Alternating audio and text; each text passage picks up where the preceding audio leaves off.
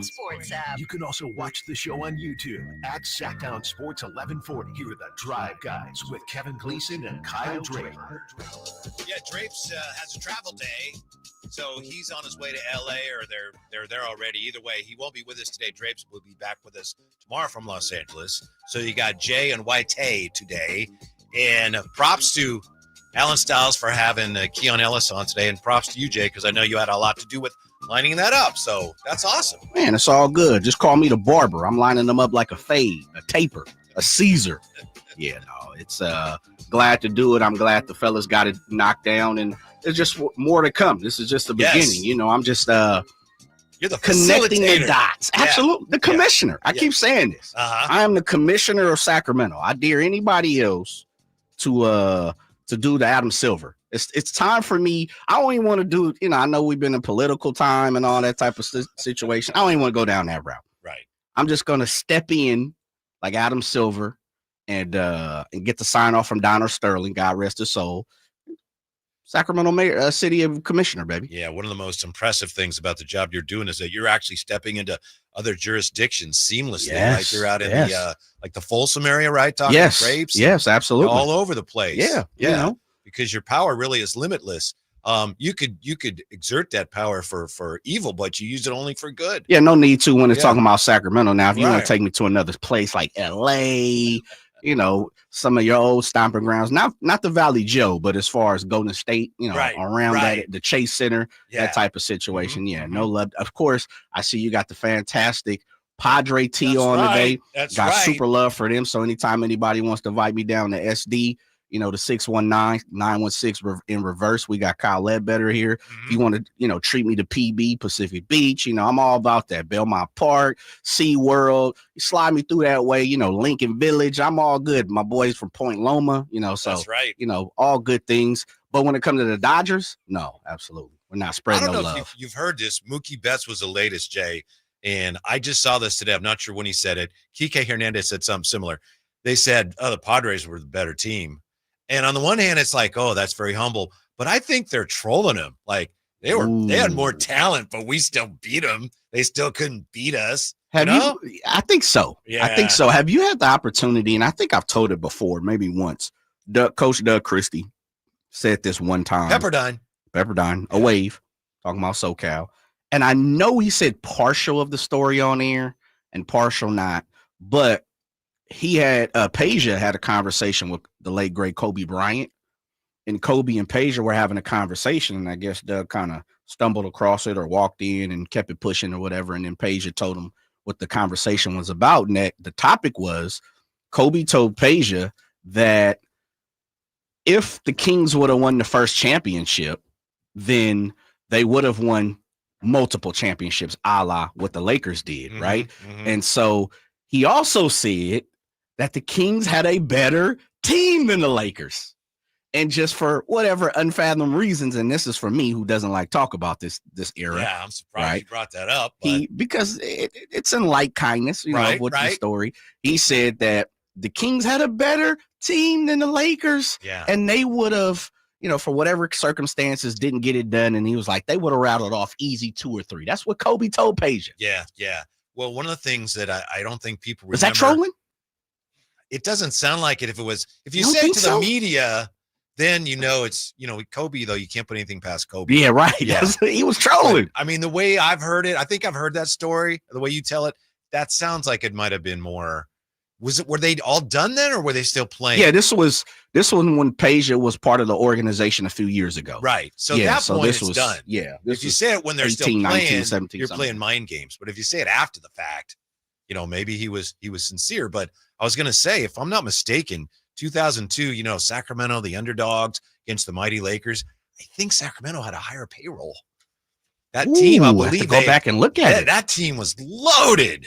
There are some people on that team who have, meaning the Sacramento Kings, who said that, and I've actually heard of this, and I'm not saying this happened or whatever. I've seen this in sports somewhat, that have said that there were some things reported in the news that technically wasn't so as real as what it was, right?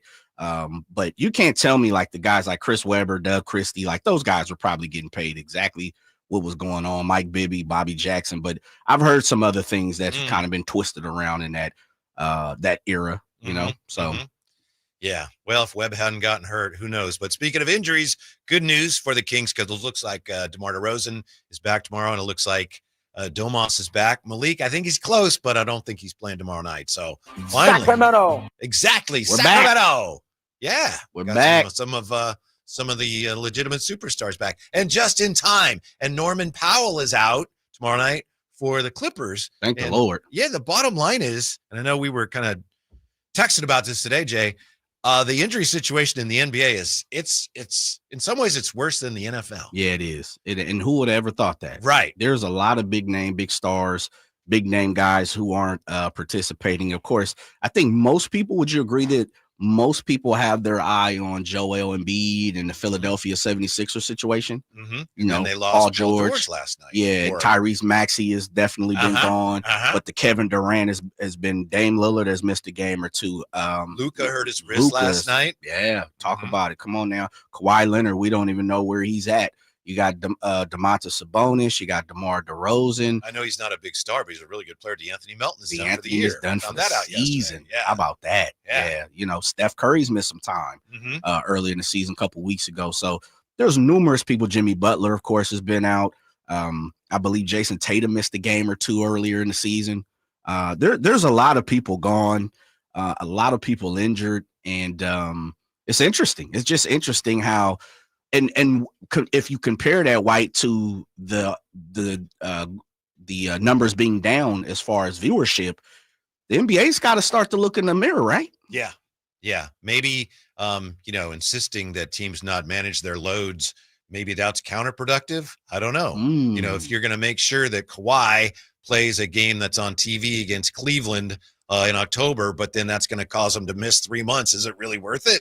So I don't know. I've been doing a little research today on what is causing this, and no one knows, of course, but it looks like in general injuries in the NBA have just been increasing year by year for many years, and a lot of people look at that and go, well, it's because everybody's spreading the floor and playing at pace, and there's a lot more running up and down the floor. Guys also are bigger and stronger than ever, and there's just more wear and tear on the bodies. Who knows? That makes as much sense as anything, but I mean, it is still kind of a mystery. Another thing, I think you and Drapes have talked about this, is the off season. There's really no off season in sports anymore. You know, you hear guys say, I'm going to take a little break, couple weeks, 3-4 weeks, a month or so, and then I'm going to get right back at it. You know, being in shape is one of those things where it is a must. And when you look around the sports world, the sports landscape, 9 times out of 10, it's more rare to see someone who's not in shape versus someone who is in shape nowadays. I mean, cats are, people, I should say, not just men, but women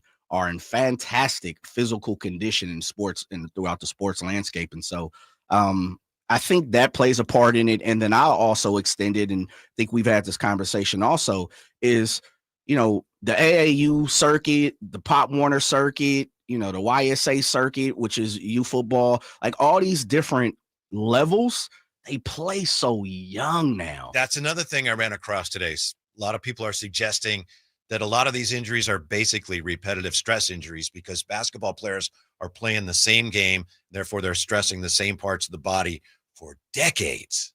Yeah. Before they even get to the NBA sometimes. Right. Yeah. And this, and I'll peel back the curtain a little bit. My daughter, who is an athlete, she's going through a knee situation right now. Right. And so one of the things that the thing that happened to her as she was racing track, she fell down. Someone bumped into her and she fell down and fell flat on her knees.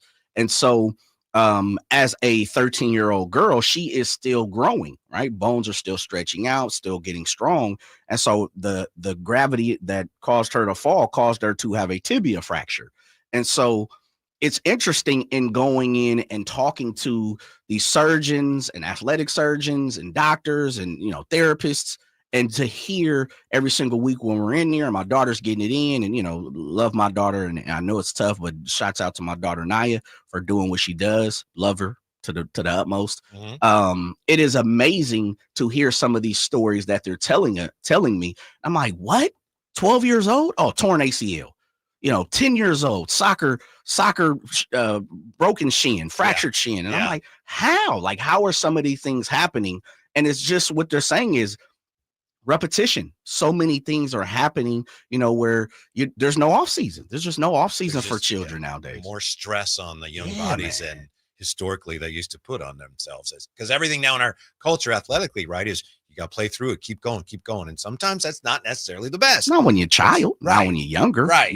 Right. Absolutely. It's an admirable way to look at it, but sometimes it's not the best thing, especially for young growing bodies. I've got an interesting, I think, injury theory involving a big Northern California star. I don't know if you're going to like it, Jay, but I want to run that by you when we come right back to Sactown Sports. Hey, it's Carmichael Dave for American Energy Heating and Air with a question. Have you recently had a technician diagnose your HVAC system and you were a bit surprised at how much it cost? Or did something seem off about their quote? Because at American Energy, they take pride in giving you honest, straightforward solutions to get that system up and running. Have their qualified technicians come out and give you a free second opinion. It's free. You got nothing to lose but some dollars off of that original quote. They're making the uncomfortable comfortable. They've been doing it since 1981, serving the greater Sacramento area. A+ with the Better Business Bureau. That's why they keep having customers coming back for more and more and more. You can call them and set that appointment at 916-520-9990. That's 916-520-9990 or AmericanEnergyAir.com. Call 916-520-9990 now. Whitey here, reminding you that not all grills are created equal. Give your family a real treat. Bring out all the flavors of the upcoming holidays with the amazing Napoleon Prestige line of outdoor cookers. Napoleon grills that features other grills can't match. They're built different, built better, built to last, complete with a lifetime warranty. All made with premium steel that boasts absolute quality. Just because it's November does not mean we can't barbecue outside. Visit California Backyard now for your best selection of grills and Napoleon Grills accessories. How was your drive to school? Let me tell you, I had to get my iced coffee first. I just can't seem to put it down. My favorite rapper just announced a tour. My phone was buzzing like crazy. I'm so excited. I had to text all my friends right then to talk about it. Then someone started calling me and... Let's try that again. I turned my phone off right away. I never drive distracted. Visit StopTextStopWrecks.org. A message brought to you by the National Highway Traffic Safety Administration, Project Yellow Light, and the Ad Council. Hey, can you blow up some balloons for Jack's party? I can't. I'm so congested. You need Sinex Saline from Vicks. Sinex Saline nasal spray? Yeah, just Sinex. Breathe.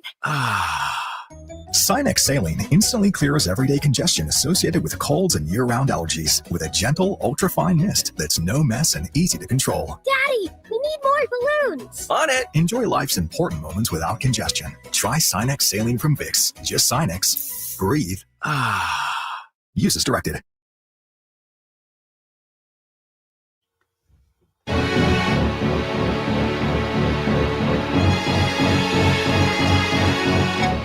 Your afternoon home for Kings talk and so much more. The Drive Guys on Sactown Sports. The Kings got some good injury news today with word that DeMar DeRozan should be back tomorrow and Domantas Sabonis should be back. Malik Monk's still recovering from his sprained ankle. But that sent us down a path of wondering what's going on in the NBA with all the injuries. Yesterday, Paul George got hurt. Luka got hurt. We heard from the Warriors that DeAnthony Melton is going to be done for the year. So what's going on? So we started talking about repetitive stress injuries and how much more stress young athletes put on their bodies now. And, Jay, we have this in the chateau from William Skip Bishop, who is a St. Louis Cardinal fan, but we try not to hold that against him. That's all right. It's all good. Yeah. My dad used to be a Cardinal fan. Well, then you should have love for Yeah. it. When I was a little kid, I was too. He says the lie that a kid has to specialize is still strong. I know multiple baseball, soccer, and football coaches that don't want to take kids that play multiple sports. He says parents encourage it because they're sure their kid is going pro. That's a great point, Skip, because I'm actually the opposite. Try everything, figure out what you like. Yeah. I use my daughter as an example. She's a freshman in high school. And she's got some particular sports she likes to play, but I told her, try something different. Shot put, javelin, I don't care what it is. Yeah. Right. And so that's a very, very interesting point because there are children who are being specialized, and he said by parents, by coaches, and I've heard a lot of coaches go, say that. I'm tied to some coaches, friends and stuff like that, and they preach that, and I'm like, nah, man, just let them play, let them be kids. Yeah, the most dramatic example I've ever heard of that, and I think we've talked about this. Tommy John surgeries for a while there were so popular that there were stories of parents who had youngsters that they felt had potential professional baseball futures, and they would go to doctors and say, can you give him Tommy John? Because they'd heard that after Tommy John, some guys threw harder. So they wanted to elective Tommy John. And of course the surgeon's like, that's against what I'm sworn to do. I can't operate on someone who doesn't need the surgery. Truth. It's not how it works. Get it out the way. Yeah. And it's almost inevitable. It's kind of like what baseball pitchers say. You're going to have Tommy John, as you say, get it out the way. 15, 16, 17. It's like, that's not happening. No. Yeah. And there was a report, I think it was a 30 for 30 or Sports Science or something not too long ago. And I say not too long ago, probably 5-6 years ago. Yeah, I know. Pandemic slap. I say that now and it's down. like, that was 14. Right? And they did a special on it. I'm going to try to find it, where they were talking about how young kids are coming through getting Tommy Johns and they're still in high school. That's unheard of. Yeah. That was unheard of. I'm like that, but it's being done. And as you said, there's an example real quick. Someone from the 209 said, I said Donald Sterling instead of David Stern. Did I say that? I didn't catch that if you did. Okay. My apologies if I did from the 209. I saw that and I didn't hear you say that. Maybe I used to work for Donald Sterling. So maybe they popped. Yeah, I worked for the Clippers for like 3 years. So maybe that I did say that. So I apologize if that's the case. Any stories you can share with us? Oh yeah, plenty. But I want to hear where you got coming from. All right. Well, let me say this. Yes. This is going to sound bad because of the things that have happened since then. I worked for the Clippers 08 through 11. So first year, Chris Paul was my last year. I never had a problem with Donald Sterling. He always treated me with respect. I wasn't around him 100-fold at the time. I was doing kind of like what Frost does here. For the Sacramento Kings in-game host and travel with the team like a liaison type situation. Never had any problems with him. Now, don't know him, never kicked it with him outside, never outside the building.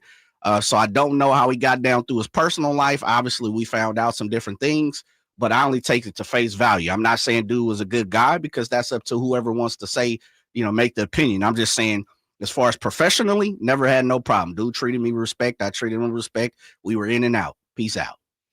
We have Sean Deveney coming up bottom of the hour.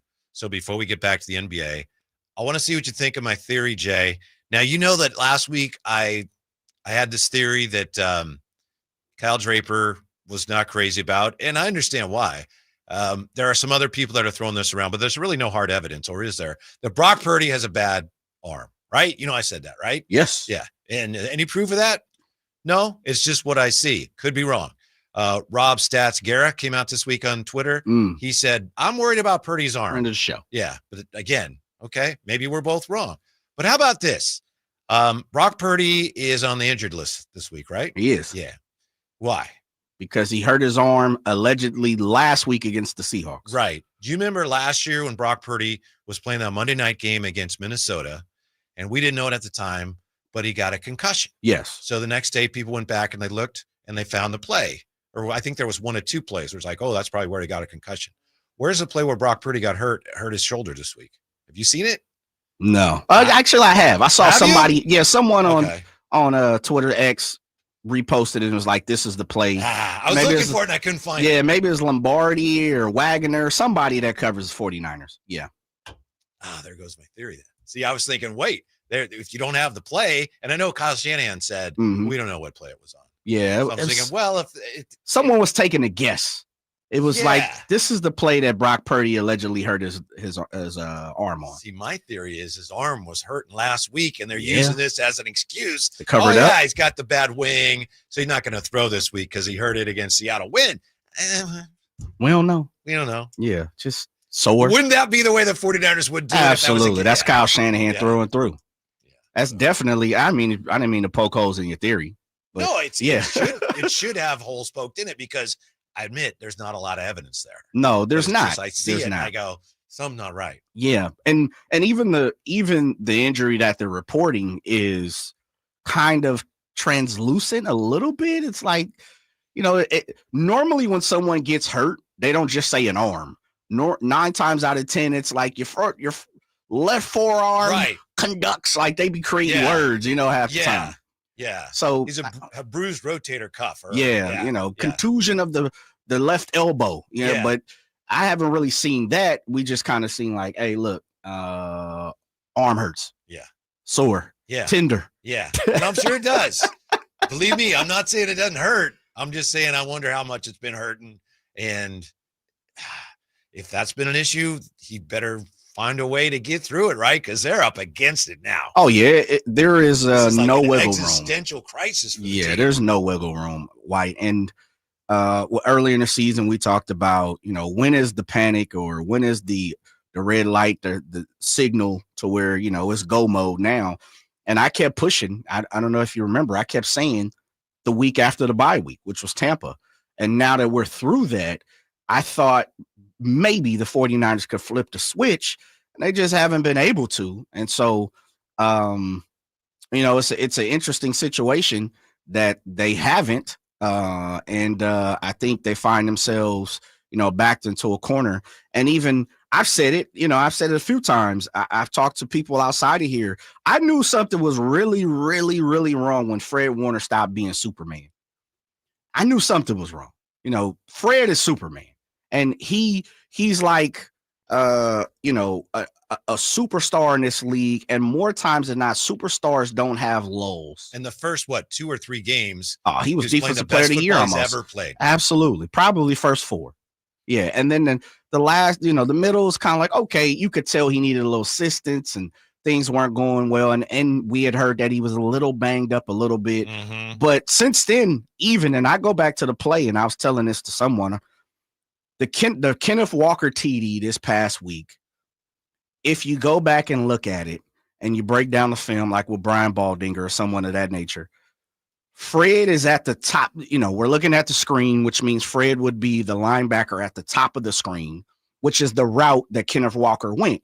Fred and Devondre Campbell both hit the 4 and 5, the 3 and the 4 hole. They both basically filled the same hole on each side of the center. And Kenneth Walker saw it and just went straight to the top. Normally, Fred doesn't really get caught in those type of like no man land, no man places. And so I just like, I don't know if he's not reading it well. I don't know if he's overcompensating for Devondre Campbell. I thought D Winters played pretty well this past week. I just limited snaps. Yeah, exactly. There you go. He's not getting the run that I think a lot of 49er fans think they should, but I knew something was wrong, Whitey. I was like, man, Fred not even balling out. Yeah. Emma Drock in the chat asks, did Brock get hurt when he dove for the touchdown? I mean, it could be. Maybe. You may be right. My theory is that he didn't bruise his shoulder at all in the game, but maybe he did. There's been a lot of talk today because Terrell Owens, said some things about Debo. He said, he's too concerned with his wardrobe. He needs to concern himself with football. Then he said, I'm just kidding. But Debo doesn't have that burst either. What's wrong with him? He just looks like he does. That was the thing about him. Not the greatest route runner, but when he touched the ball, there was like electricity coming off of him. Yeah. And he doesn't, maybe some of it's the blocking. I don't know, but it used to be get him the ball in space and like, wow, watch him go. He doesn't have that burst right now. Yeah. And that, one thing, Whitey, is we have to understand Father Time is undefeated. And I know we do. I know. And that's where I think the gripe is with the Shanahan, haters, the like there. And let me also make this clear, because I've been seeing this a lot this week, Whitey, and I'm pretty sure you have too. You have a full gamut of what's going on with Shanahan. You have fire him. You have he needs to evolve, which is kind of where I'm at. And then you have like, he's completely safe. There's nothing to be wrong. He just needs to be better, right? And then you could even have the other. And then still, he's a great all-time coach. Great coach. That's right. And so get that. But I think when you see there are limitations, and to me, CMC is 75%, you can see his limitations. You can see Debo is not 100%. And I'm not saying maybe health, but he's just not 100% of what we remember, 3 years ago. So that's where I'm saying is and Rob Brooks said it here. I've seen plenty of people talk about it. That jet sweep is done. It's old and it's over with. That's a Jacob Cowing move. Now, I know he had a concussion this past week, but what I'm saying is that should no longer be ran to Debo. And someone else has been on the show and said, I'm tired of seeing Debo in the backfield. Like that's over and done with too. I think Rod said that last week. He there said, you we're go. Done with that. See? So those are the things of if everyone sees it, and I don't need to hear he's a coach. He knows more than in a pinky finger than we know. No, hell no. We can see that's not there. Yeah. And it's okay for fans to say that. And also for other fans who are still trying to, be in the corner and say he's also great, to at least have some constructive, criticism. Well, not criticism, but I guess discussion in the form of saying like, look, Debo's not Debo. We don't need to keep running the same route. Pass that route to someone else or pass that play to someone else. And I think that's where the confusion with the 49er fans is coming right now. It's like we can't get all on the same playing field because the team is not. And in reality, it starts from the top. Head coach Kyle keeps calling those every so often, like the wide receiver screen with Debo. They try to get him out wide because they're trying to get it back, get that pop, right? Yeah, it's make over. that happen. And it's just not there right now. Nah, give it to somebody else, Whitey. How about Jordan Mason? How about you put Jordan Mason in the backfield when you need a ball? Yeah. 2 carries last week for 13 yards. All right, thanks. Sit down. It's ridiculous. 2 carries for 13 yards. And what did we hear for so long? We're trying to ramp. That was the proper word that everybody. You cracked a joke about it a couple times. Yeah. It must be everybody must have got the memo today. Ramp. Let's use ramp right now. Man, please forget all that ramping. It's go time. You got a couple more games left on the schedule. You got to go. I don't remember the last time I was less confident in a 49er victory than I am about this game this week. And, it could change between now and tomorrow and now and Sunday. But just to be honest, as I look at it, it's hard to have faith in anything they're doing right now. Is it more 49ers or more Packers? It's more 49ers. Me too, yeah. I feel like the Packers are also, as currently constructed, a team that's always, they're going to give you a chance to beat them. I agree. Yeah, and with Jordan Love too. I think he's always, he's always going to give you one. Yep. Yeah, he's going to give you a turnover somewhere. Yeah. Yes, and I just don't feel like the 49ers are in position to take advantage of it. We'll get back to that. Sean Deveney is going to join us, NBA reporter for Heavy.com. Does he understand what's going on in the NBA with all these injuries? And what does he think of our little Kings? That's next on Sactown Sports. The Sacramento Kings play here. He's got the triple. Sacramento takes the lead. Outstanding ball movement by Sacramento. Every triple, every jam, every Kings win. Sabonis with the jam over the Joker. He's got the three-point shot. Get your Kings fix all season long. Right here on your home of the Sacramento Kings. Here's a steal by Fox, the breakaway. He's got the rip with the left hand. Sactown Sports at SactownSports.com. Sacramento weather is brought to you by Folsom Lake Kia. I'm Tamara Berg in the KCRA 3 Weather Center. For your Thursday, we are looking at cloudy overcast skies and barring maybe a stray shower, a lot of today is actually going to be dry. Highs will peak in the lower 60s. You can expect overnight lows into the upper 40s. Get the latest forecast on the KCRA 3 News and the KCRA 3 app. DC here, and if you've been thinking about a new car, you gotta see my friends at Folsom Lake Kia. You can always count on low payments and zero down deals with approved credit. Folsom Lake Kia, over 25 years, right here in Folsom. Hey, Sacramento Kings fans, join us at Tom's Watch Bar for an exclusive Sacramento Kings watch party on Friday, November 22nd versus the LA Clippers. Complete with 360-degree viewing, surround sound, MCs, giveaways, and prizes. See you there. This Saturday, November 23rd, the regional rivalry is renewed as it's the 70th annual Causeway Classic. It's the UC Davis Aggies battling the Sacramento State Hornets on Native American Heritage Day and a salute to the senior class for Sacramento State. That's this Saturday at 2 at Hornet Stadium. Tickets on sale now at hornetsports.com. Be there for the Causeway Classic, UC Davis and Sacramento State. Stingers up. Keep the cargo in your truck's bed dry and protected with a bed cover from TruckSmart. Bed covers that fold up, roll up, and lift up are ready to install on your truck. Turn your vehicle into a hauling machine. TruckSmart truck and SUV accessories in Rockland and Auburn. It's football season, and Uber Eats is dropping undefeated deals on all your game day favorites. This week, score buy one, get one free fries from McDonald's, only on Uber Eats. Craving even more? We've got you covered with game day deals on pizza, burgers, tacos, and more all season long. Uber Eats, official on-demand food delivery partner of the NFL. Order now. Terms, taxes, and fees apply. See app for details. Get in zone, AutoZone. Welcome to AutoZone. What are you working on today? My check engine light's on?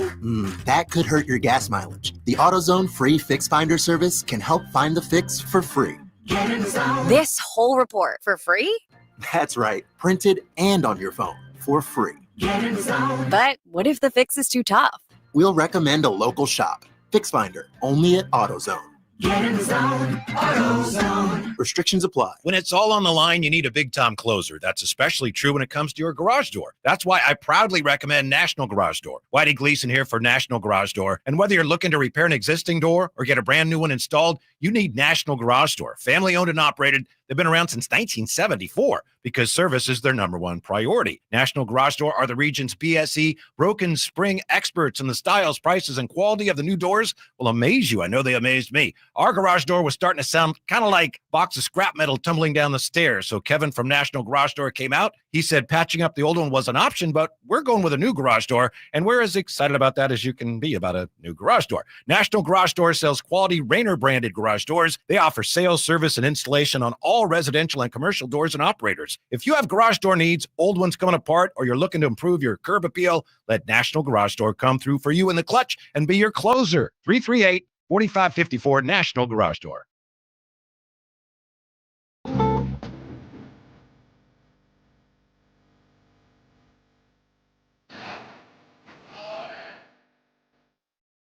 The Drive Guys, live and local, every afternoon, Monday through Friday on Sactown Sports.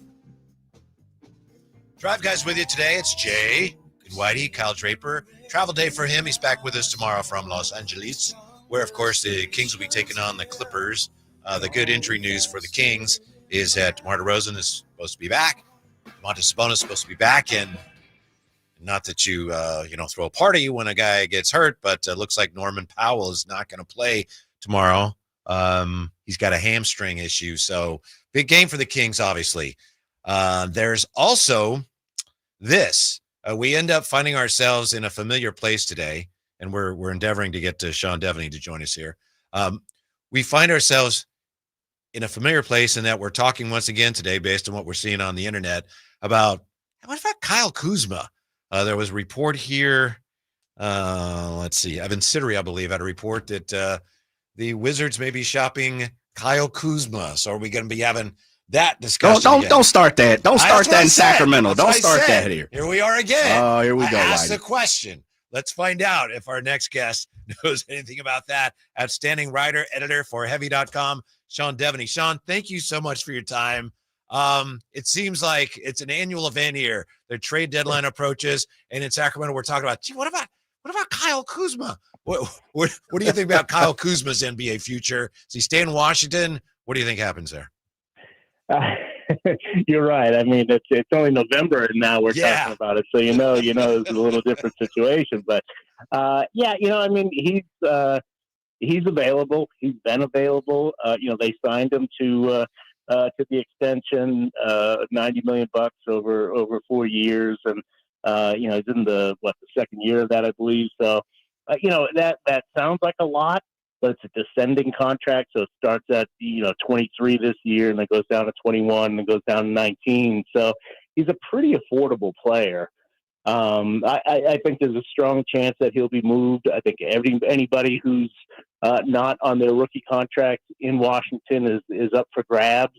That's been their approach. So yeah, I don't think at this point that the Kings really need him, but they're going to be linked to him just because it's, like you say, it's kind of a habit at this point. It's a tradition. Yes, it is. Yeah. Unlike Tradition, any right. other, right? Yeah. Sean, I'll follow up that, and I'm gonna pull away from the Kyle Kuzma. I'm gonna just try. Thank you. I'm gonna help ourselves. You are someone that is well trusted, been in the NBA circles for many moons here. had the opportunity to work with you over Sporting News. Your thoughts on seeing something like De'Aaron Fox did this past week, and how do you pontificate that as a national guy, as like yourself? Yeah, I mean, one of the things about De'Aaron is that he doesn't get the attention that he ought to. There's no question about that. And for him to go out and score 60 and then back it up with 49, just absolutely remarkable. What I like about it is that for so long with his career, there's been a pretty consistent criticism of him in that he doesn't necessarily want to take advantage of his best aspect, which is his ability to get in the lane. He really seems to want to, or has seemed to want to, not use that as much. But this week, especially with the injuries they've had, he has been just pounding it into the rim and just getting into the paint as much as he can. And I think that's good for him. I think it's good for him to see that, hey, this works. This is when we get down into close games, and the Kings have had a ton of close games. This is something that can work. Whether it's either you finish, certainly the threat of him finishing is there, or whether it's you kick out and get a good shot for somebody else. So I think this has been really good for them as a team, and obviously good for him as an individual. Catching up with Sean Deveney from Heavy.com. We were talking earlier, Sean, about all the injuries. Yesterday was another day of reports of a lot of injuries, and I'm not going to put you on the spot and ask you why. I mean, who knows? But I do want to ask you this. It's so difficult early in the year to know what's really going on in the NBA and what's for real and what's not. Have all the injuries made it even harder than usual this year to know who's who and what's what? Yeah, absolutely. I mean, you look at the standings, and it's hard to figure out, what means what, which teams are really struggling and which one, I mean, I look at a team like the Kings, right, at 8-7, you'd say, well, that's typical Kings, right? That's just where they've been. And, maybe there'll be a few games over, over the 45 win mark or so, but you look at what their injuries have been, and it's a different story. And you go right down the list, a team like Oklahoma City, which has been, expected to be the best team in the West. Well, they're 12-4, but they're not going to get Holmgren back. So what does that mean? And now they get Hardenstein back. What does that mean? He had a great game last night. So it's hard to get a read on a team like that. The Suns are in a free fall right now. Well, they're playing without Kevin Durant. Well, okay, but he's 35, 36 years old. So, what are you going to rely on? So it's really hard to get a read on this. I mean, you look at the Eastern Conference, there's 4 teams over 500 right now, 4 teams. And so it's really hard at this point to get a read. The injuries have been absolutely crazy. I don't know if there's a reason for it. Obviously there's been more rest built into the schedule. There's been fewer back-to-backs built into the schedule. So this is supposed to be a problem that has gotten better. It doesn't seem to have helped though. Sean, what's your thoughts on, and I know you don't have all the answers, but what's your thoughts on the declining viewership of the NBA right now? I think we're all trying to figure out where it's stemming from. And of course, the Emirates Cup is here now, so I'm maybe that takes it up a notch. But what's your thoughts on the declining viewership right now throughout the league? Yeah, I think, when I came up in the early 2000s, this was a hard game to watch because it was just brutal. I went to the, I think it was the 2003 NBA Finals, and I think it was game 4 or something, Spurs Nets. It was like 78 to 68 was the final score, and that wasn't the end of the halftime. that was the end of the game, and they made a lot of rule changes to try to encourage teams not to play that way. And I think it worked too well. And I think now you watch the game, and it's such a 3-point heavy game. I mean, the Celtics are averaging 50 3-pointers per game, which is just crazy. And it's almost, at times, it feels like it's almost watching a shooting contest. And I don't think fans have much interest in that. So I think there's got to be a little bit of a recalibration here to allow defenses to do a little bit more to maybe bring some of that, bring some of the physicality back, bring some of the rivalry. If you got to throw some elbows, they've sort of litigated all that out of the game. Get a little more physical. But yeah, I do think they went too far in terms of favoring the offense. I think they maybe have to bring it back. Sean Deveney with us, writer, editor for Heavy.com. Sixers fans, I'm not a Sixer fan. Kyle Draper is normally here. He's from Philly. But Sixer fans have been, for years, they've been told, trust the process. And now the Sixers, as we all know, they're off to a 2-12 start.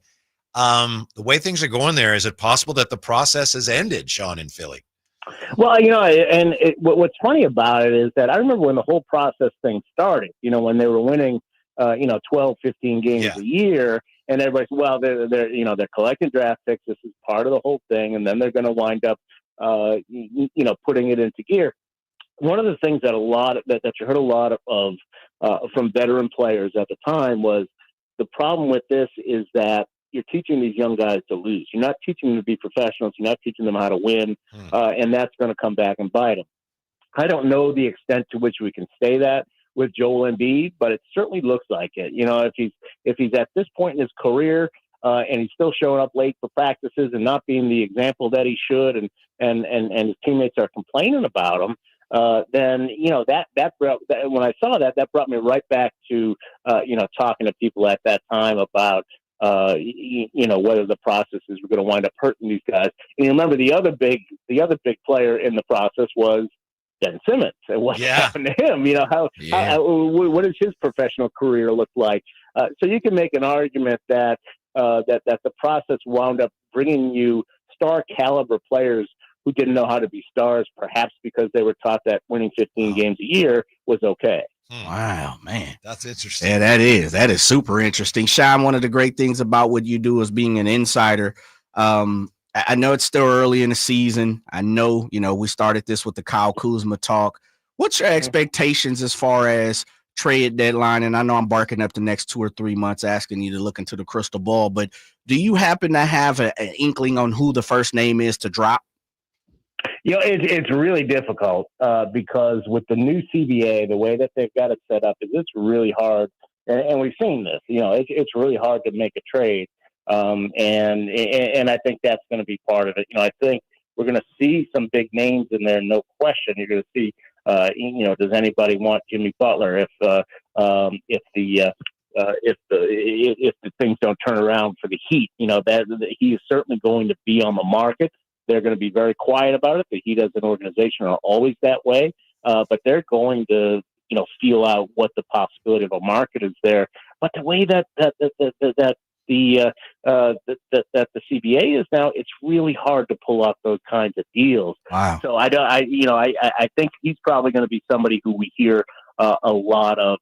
Brandon Ingram. They've been trying to move Brandon Ingram for a year now. Trae Young. You can't move Trae Young at this point. You can't move a Zach LaVine, right? You can't move these guys because of the way the CBA is, even though those teams would probably like to make a move there. I think if I was going to say if somebody were to be traded, I'd probably say Anthony Simons would be a pretty good candidate because of his age, and maybe you'd be more willing to make an investment in a guy like that. But you're not going to go out and give up something and risk your whole, the first apron, the second apron, all that stuff. You get, there's penalties for that. And because of that, I don't think you're going to see a guy like a Jimmy Butler, who I think Miami would be very willing to move. It's just too hard to trade them. For excellent NBA coverage, Heavy.com and Sean Deveney. Sean, thank you very much. We really, truly appreciate it. Have a great weekend. We'll talk to you soon. Okay, thanks, guys. I think the Nets may be a team to keep an eye on with all this trade stuff, Jay, because the Nets are looking around going, yeah, we're okay. We could maybe be a play-in team, maybe a playoff team in the East, but we're not very good. Let's really rebuild. So they got like Cam Thomas and Cam Johnson and maybe Nick Claxton that they're going to be willing to move off of. So I ain't hear Ben Simmons. Well, you know how much he makes? I just looked it up yesterday because I was like, oh, I started hearing those bells. I think he's at 40 this year. Oof. Man. You try matching that salary. Let's swing a deal. What's been putting up on a nightly basis? I don't know. He just had a decent game 2 nights ago where it was like real quick 10-7 and 4 or something like that. When it was like, wow, that's really good. Yeah. But for what he's making, it's like, oh my goodness. Dang. Yeah. And see, you know what's interesting that from what Sean said is I almost followed it up, and maybe we'll get him on here sooner rather than later. It sounds like Sean was kind of saying you're not going to see major names move this year. Right. Like, and he threw out the Jimmy Butlers, the Brandon Ingrams, the guys like that. He doesn't really foresee some of those names dropping because of how hard the cap and he said the new CBA is. And that would be interesting because for me, as I love all sports, basketball is probably, third or fourth on my list when it comes to, the pecking order. Fourth? Yeah, I'm a huge college football guy. Oh, okay. So that's one. Well, that's still football. So that's still football. Well, nah, it's not the same. It's not the same. It's not the same. All right. I think if you were to say, I understand. Yeah, like if you were to put both of them in a vacuum, there's a difference. There's definitely a difference. But for me as a fan, I love to see the names drop. I'm looking for the Brandon Ingrams to move. I'm looking for the Anthony Simons. I'm looking for, the Jimmy Butlers, like, oh, Jimmy Butler to Milwaukee. I'm interested, like to me, I'd like to see that play out. And if that's not going to happen, I'll be honest, man, that takes a little steam out the boat for me. It does. It does. How badly do the Kings need to do something? We'll look at that. Also, we'll answer this question. Does the NBA need to crack down on gun gestures? Next, with the Drive Guys on Sactown Sports. Join Sacramento State football this Saturday at 2 for the Causeway Classic versus UC Davis. Get your tickets at hornetsports.com. The holidays are always a great time to get together with family and friends, but nothing beats the thrill of Stockton Honda's deals. During Happy Honda Days, find the perfect ride in person or online. With over 400 new Hondas ready to go, now is the time to buy at Northern California's #1 Honda dealer, Stockton Honda. Anytime, anywhere, it's all here.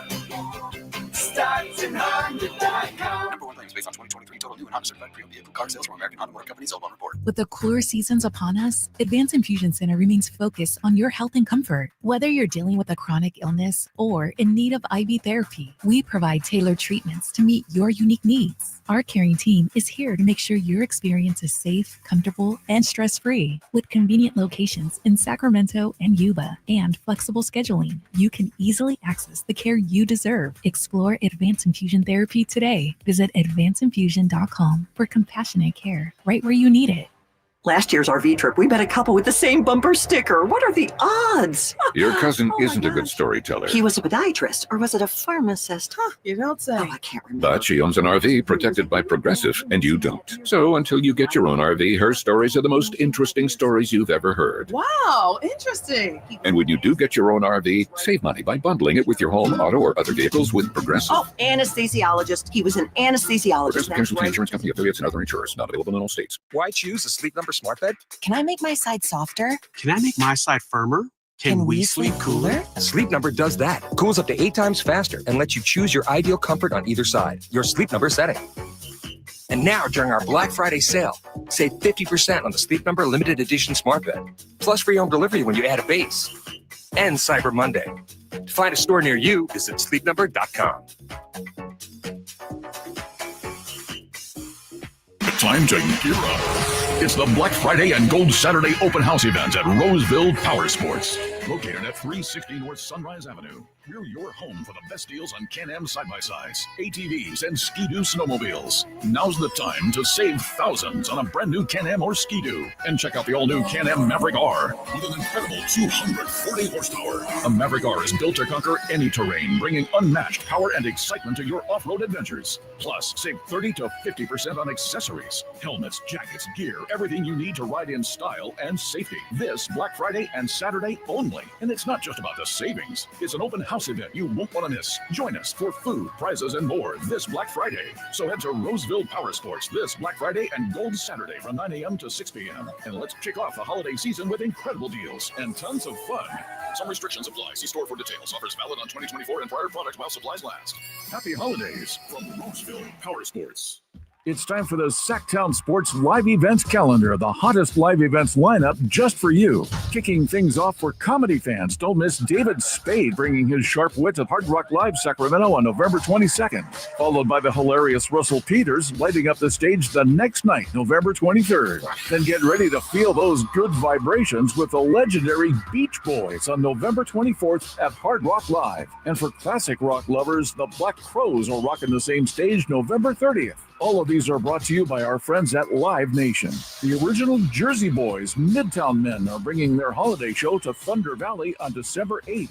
Then kicking off the year in style, country stars Dylan Scott and Jackson Dean are hitting Thunder Valley on January 10th. And the one and only Bill Engvall will be there too, cracking up the crowd on January 11th. Don't miss these incredible events coming your way, and stay tuned for more info. To get details, head to SactownSports.com. If you've been looking to get into a brand new Jeep, don't wait. Head to Sacramento Chrysler Dodge Jeep Ram, because all month it's Black Friday. And there's a reason people keep coming back to Sacramento Chrysler Dodge Jeep Ram, because it's the place where a handshake still means something. Off Business 80 across from Hagen Oaks Golf Course, SacSuperstore.com.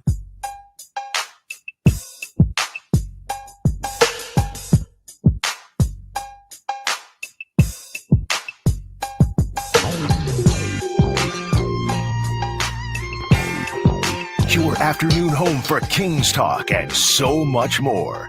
The Drive Guys on Sactown Sports.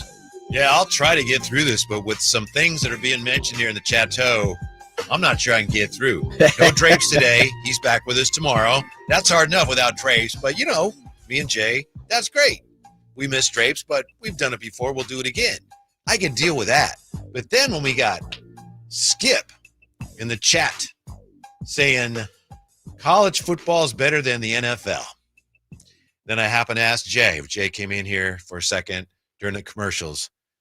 And Jay, you agree with that, right? Yeah, I do. Then you got AB916 saying NCAA basketball is better than the NBA. Where does now it slow end? Slow down. Who was that? Antonio Brown? Who was that? You said AB916. AB916. Oh, well, yeah, slow down near it. Yeah. The college hoop game, man, it's tough to watch now. Unless you're watching one of them boys, the Cooper Flags, the AJs. Like you look at those type of guys, Hunter Dickinson, like guys like that, you're paying attention. If you like it better, good for you. Yeah, of course. Don't let Whitey talk you out of it. The players are just so much better. In hoop? NBA level, yes. Yeah, for sure. They're so much better. Yeah, definitely in hoop. I agree with you on that. It's the college game, it for me felt like, and there was a time, it used to be quicker, faster, higher paced, but now the NBA is up and down. It's the same. Yeah, I was going to say that, though. Mm-hmm. I agree with you. The one thing that stands out to me when I watch college basketball, they play at such a breakneck pace. Yeah, it's frenetic. Because it's like they know, like, if you don't play that way, you're going to be on the bench. Yeah. And in the NBA, it's like, I'm okay. We got 82. We got 82 of these. But I agree with you. The NBA does play at a faster pace, but there's nothing quite like that. You see it in high school, too. Yeah, oh, yeah, it's like you don't play with everything you've got on every possession, you're going to sit down. Yeah, I actually enjoy high school basketball. Oh, I do, too. A lot. Like, I go to a lot of the games. Again, some of my friends are head coaches throughout the city, so I go and support. I like high school hoops, especially when you got one of them guys. Yeah. It's one of those guys in the city, and it's like, ooh. Oh, yeah, the intensity. The intensity level is you don't normally – obviously, the biggest NBA games, there's an intensity level at worst. Oh, for sure. But just, your run-of-the-mill games. Like a Tuesday night, and, what's today? Today is Thursday. They played the Hawks on a Monday. A Monday night Kings-Hawks game, I don't care what no one says, it doesn't appease to a Friday night, Saturday night Kings game. I've been blessed to have multiple opportunities to go for many, many seasons throughout the NBA, and it's just not the same. The Monday night Hawks versus Friday night Clippers, the feel is different. Would you agree with that? Yeah. And thank you. AB916 says, I'm just trolling y'all. So, all right. Thank you. Yeah. My faith is restored somewhat, but I still got Skip and Jay saying, college football is better than the NFL. More passion, man. More passion. Way more oomph, way more passion. Those kids play. Not as good. Huh? They're not as good. Agreed, but the thing with the NFL though is, and this is the tough part about arguing NFL, and I'm not saying you, but arguing NFL proponents, it's like it's God when it's really not. There's a lot of things that are deficient in the NFL game, and we talk about the referees. Like, they're just as bad as college referees. There's no separation in that. And then there is bad play by a lot of bad quarterbacks in the NFL. And one of my, I've said this, one of my pet peeves is recycle quarterbacks. I like seeing the different types of offenses in college football. And I know some of them are gimmicky, but I'll be honest. Some of those gimmicky offenses would work in the NFL. People just don't give them opportunity. We've seen that. Yeah, the Wildcats and stuff. Yeah. Yeah. So, the option, there's so many things. It's kind of like the Kyle Shanahan ego. The NFL has a Kyle Shanahan ego, and there are instances where it's like you can finesse and do some different things in the NFL, but for whatever reason, the Vic Fangios, the Greg Romans, those people of the world, and I'm not calling them out, but they've been a part of the league for a long time. Those guys just don't want to evolve. They don't want to reincarnate themselves. One of the things I resent about college football is that college football, one of the things it had going for it was that great tradition. But with the realigning of the conferences and the changing up the bowl games, to me, they've turned their back on that tradition. And in some ways, the NFL has more tradition than college football. And that to me, that's really backward in some ways. And really, there was a time when there was no way. Like what?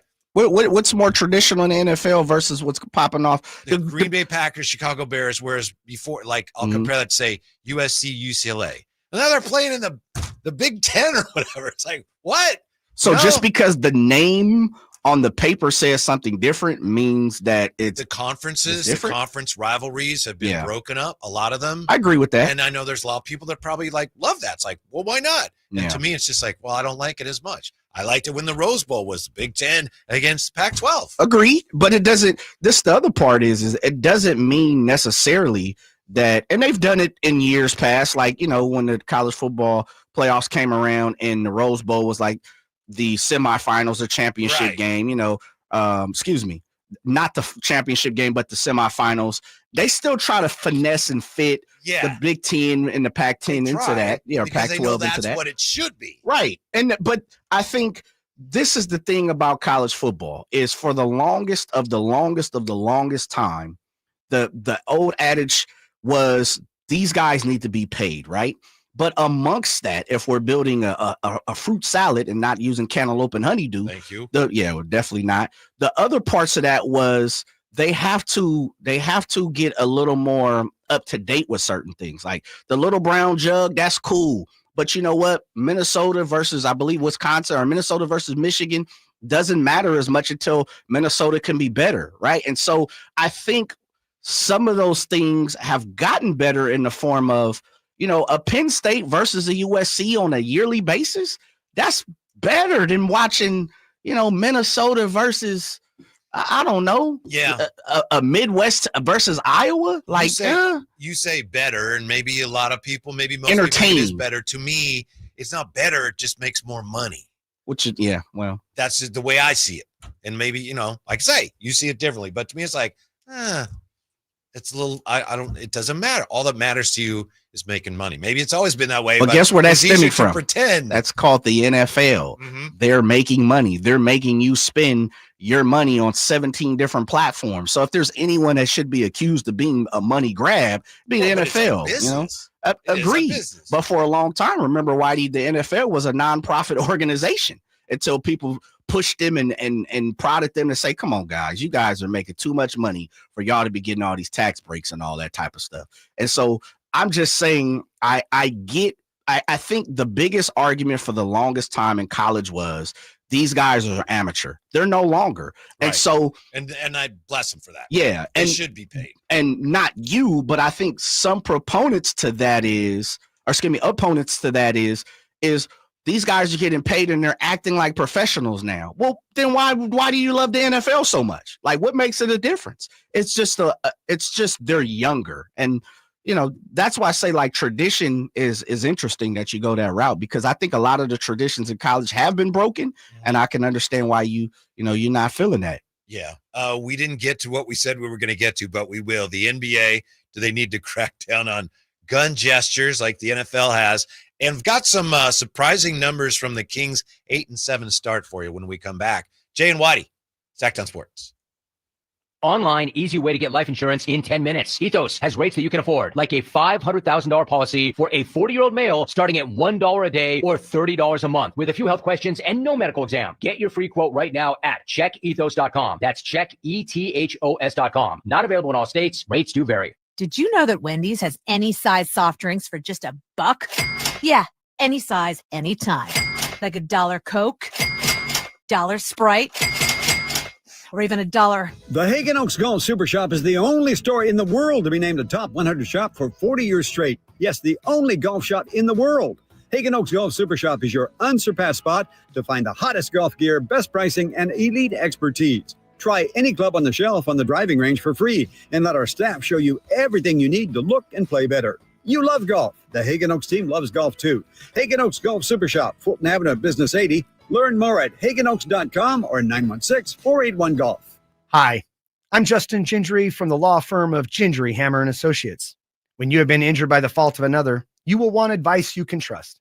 If you know an attorney you can trust, I hope you call that person. But if you don't, please call me. I promise I will be the attorney you can trust, along with my entire team. I have been helping accident survivors recover compensation for their injuries for 25 years, and we can help you. There is no charge for calling. If you have an injury, just call Ginger. Did you know that replacing garage doors is the biggest return on investment homeowners can get on improvements? Jason Ross here, and let me tell you about the Overhead Door Company of Sacramento, a family-owned and operated company with third-generation owners that's been in business for 71 years right here in Sacramento. With new garage doors from Overhead Door Company of Sacramento, you'll not only get the wow factor, but you'll also know that you're working with a well-respected and proven company. Residential and commercial, brand new garage doors, or repairs to existing doors, they do it all. Take advantage of their free at-home estimates on new garage doors or check out the showroom with no appointment needed. And while you're at it, mention me, Jason Ross, or Sactown Sports and receive $100 off a new garage door paired with a new garage door opener. Check out their website at ohdsac.com or call them at 916-421-3747. Overhead Door Company of Sacramento, the genuine, the original overhead door. Always look for the red ribbon logo. Facts are facts, and the facts show that for eliminating hip, knee, back, leg, and foot pain, it's the Good Feet personalized arch support system, clinically proven to provide significant pain relief in only 4 weeks. Good Feet arch supports are designed to help put your feet and whole body back in pain-relieved proper alignment. Good Feet arch supports are HSA and FSA eligible. Book your free fitting at Good Feet in Sacramento, Roseville, and Vacaville. What's up? We're talking to Chad Hoblet of Hoblet Dodge Chrysler Jeep Ram in Woodland. Chad, what's going on for Ram Power Days? We are finishing the year strong by stocking up on new heavy-duty Ram trucks with over 300 available. And with savings up to $17,000 off MSRP, your perfect Ram truck is waiting at Hoblet. That's some pretty big savings on those hard-to-find heavy duties. Yep, and you won't find better deals on more Ram trucks than at the Hoblet Ram Truck Center. There's a reason we continue to be one of the biggest Ram dealers in the country, with numerous customer service awards, including the very prestigious Walter P. Chrysler Award, which means we are in the top 1% of dealers in the nation. Once you buy from Hoblet, you won't buy anywhere else. Don't miss the savings at Hoblet. Search, select, and save through their whole inventory at HobletDodge.com. Unbeatable prices, unbeatable selection. Nobody beats Hoblet, period. 17,000 total net savings on select new 2024 Ram 2500 Tradesmans after 10,500 factory rebates and 6,500 dealer discounts. Rebates include 3,000 Hoblet selection inventory coupons, 500 on-the-job upfit incentive with proof of business ownership, and 2,000 Hoblet trade-in assistance for eligible trade-ins. 5 of this net savings, see dealer for details. Sample VIN 238277. KHD-1 Sacramento, KYMX HD3 Sacramento. From the Power Business Technology Toshiba Studios. Sactown Sports, 1140.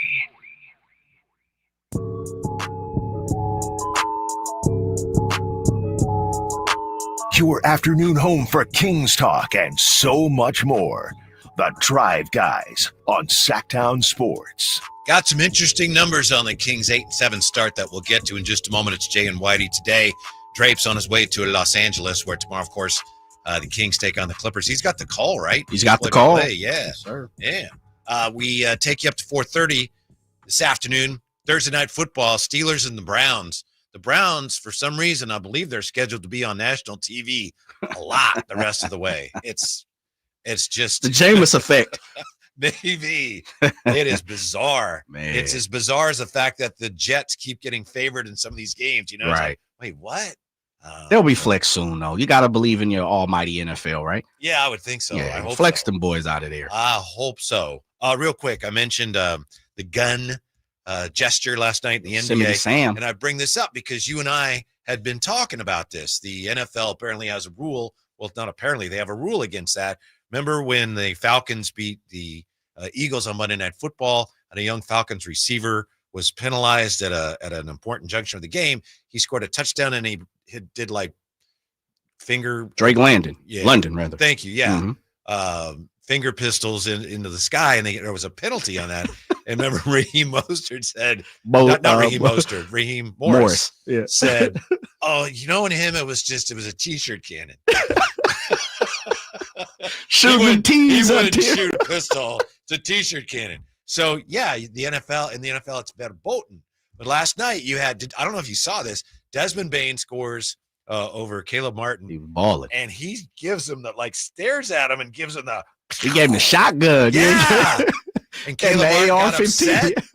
And he's like, he didn't appreciate that. And they ended up, there's a brief confrontation. They both got technicals and they played on. But the reaction from some is interesting to me because some people are saying, with what Ja did last year, nobody on his team should be pointing finger pistols at anybody. And I'm just thinking, wait a minute, that's a bit of a stretch, isn't it? Yeah, I'm with There's you. no question what Ja did. He shouldn't have done that. Of And he was course, punished, of course. and hopefully he's learned. But does that mean Desmond Bain should be pointing a finger pistol? Does that mean no squirt guns for any of the kids of the players on that team? On the Memphis Grizzlies. Yeah, because you know what Ja did. Yeah, no. I mean, I understand where it's coming from. And I do too, and I know gun violence is horrible.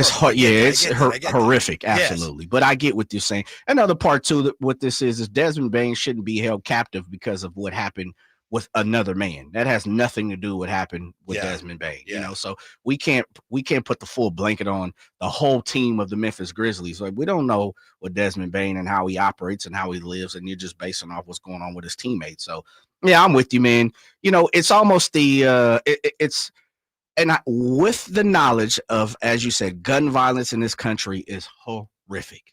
We see it in Sacramento all the time, unfortunately. Yes. Definitely understand it. But this is sports. I am one of those people who say you have to let these people have fun. You have to let athletes be fun. Yeah. Now, on the other hand, the NBA can allow that. That's fine. But I have to admit, if I'm playing a game, I don't remember anybody ever doing that to me. If someone did that to me, I would not be happy about it.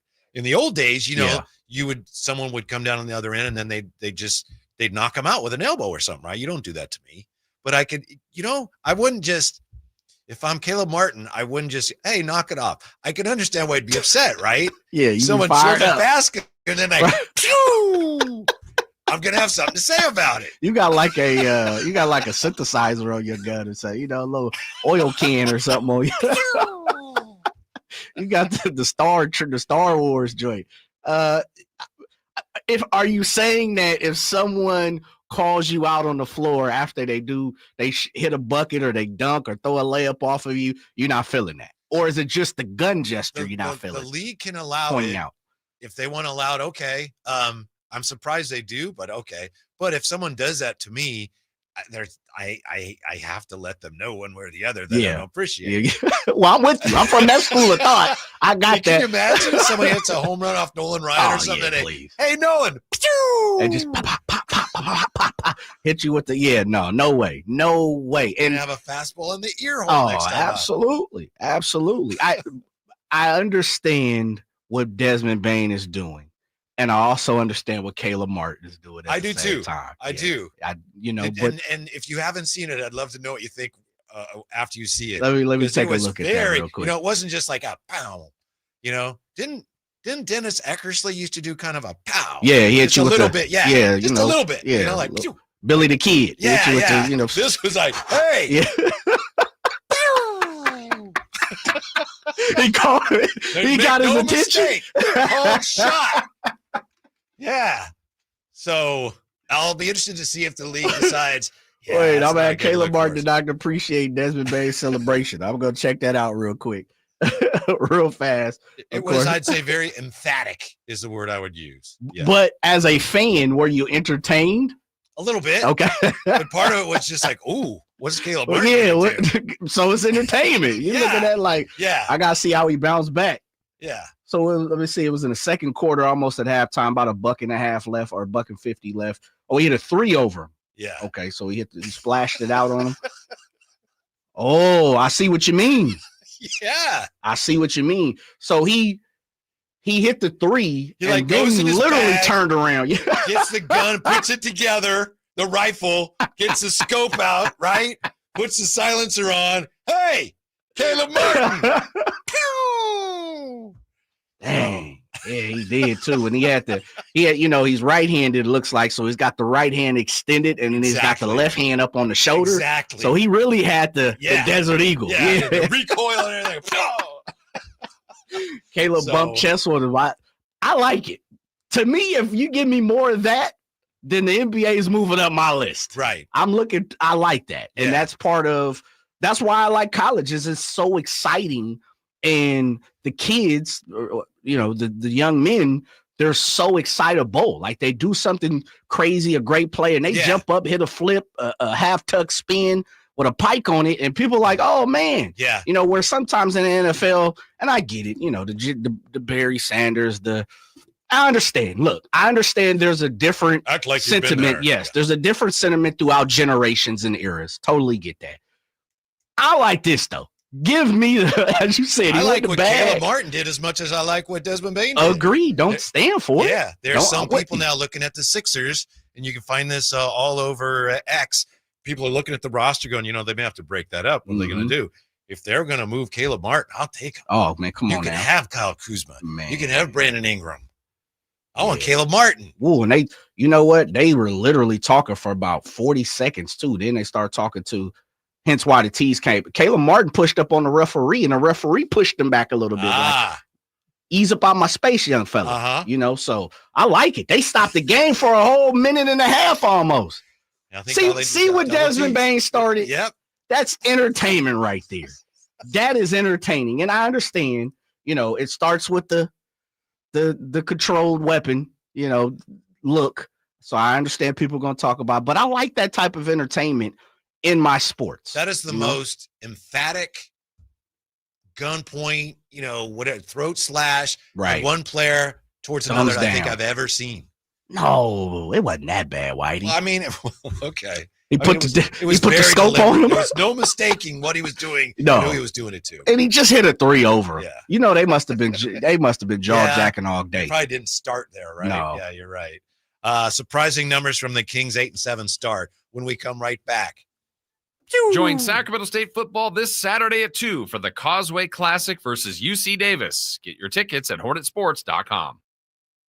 Get year-end pricing during Happy Honda Days at Folsom Lake Honda, your one-stop Honda shop. Folsom Lake Honda is your one-stop Honda shop for great pricing on our entire selection of new CRVs, HRVs, Ridgeline Civics, and Accords. Plus, with low finance and lease options, now's the time to buy. Hurry in and save during Happy Honda Days at Folsom Lake Honda, or go to folsomlakehonda.com.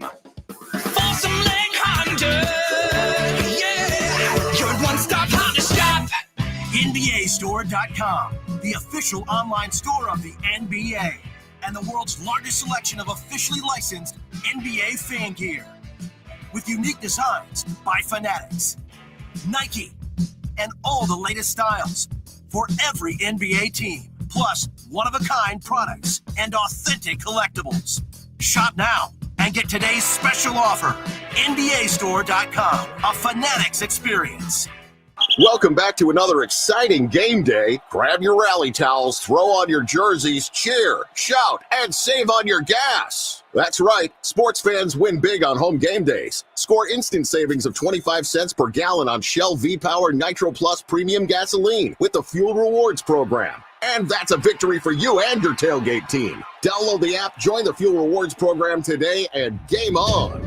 Restrictions apply. Limited time. At participating Shell stations. For more details, visit fuelrewards.com. Black Friday savings on now on the all-new 2025 Silverado at Maida Chevy. $8,000 off MSRP after rebates. Every new 2025 half-ton LT, RST, LTZ, and High Country in stock at Maida Chevy. Maida Chevy has one of the largest selections of new 2025 Silverados in the Sacramento area. $8,000 off new 2025 Silverado at Maida Chevy. Now that's big, huge. MaidaChevy.com. Together, let's drive. Not available with special financing, leasing, and other offers. Ends 12/1/24. Source internet search 11/2/24.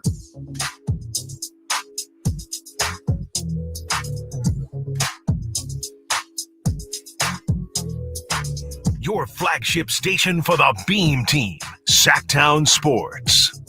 Now, Skip in the Chateau's making fun of my gun. Says I have a Yosemite Sam gun.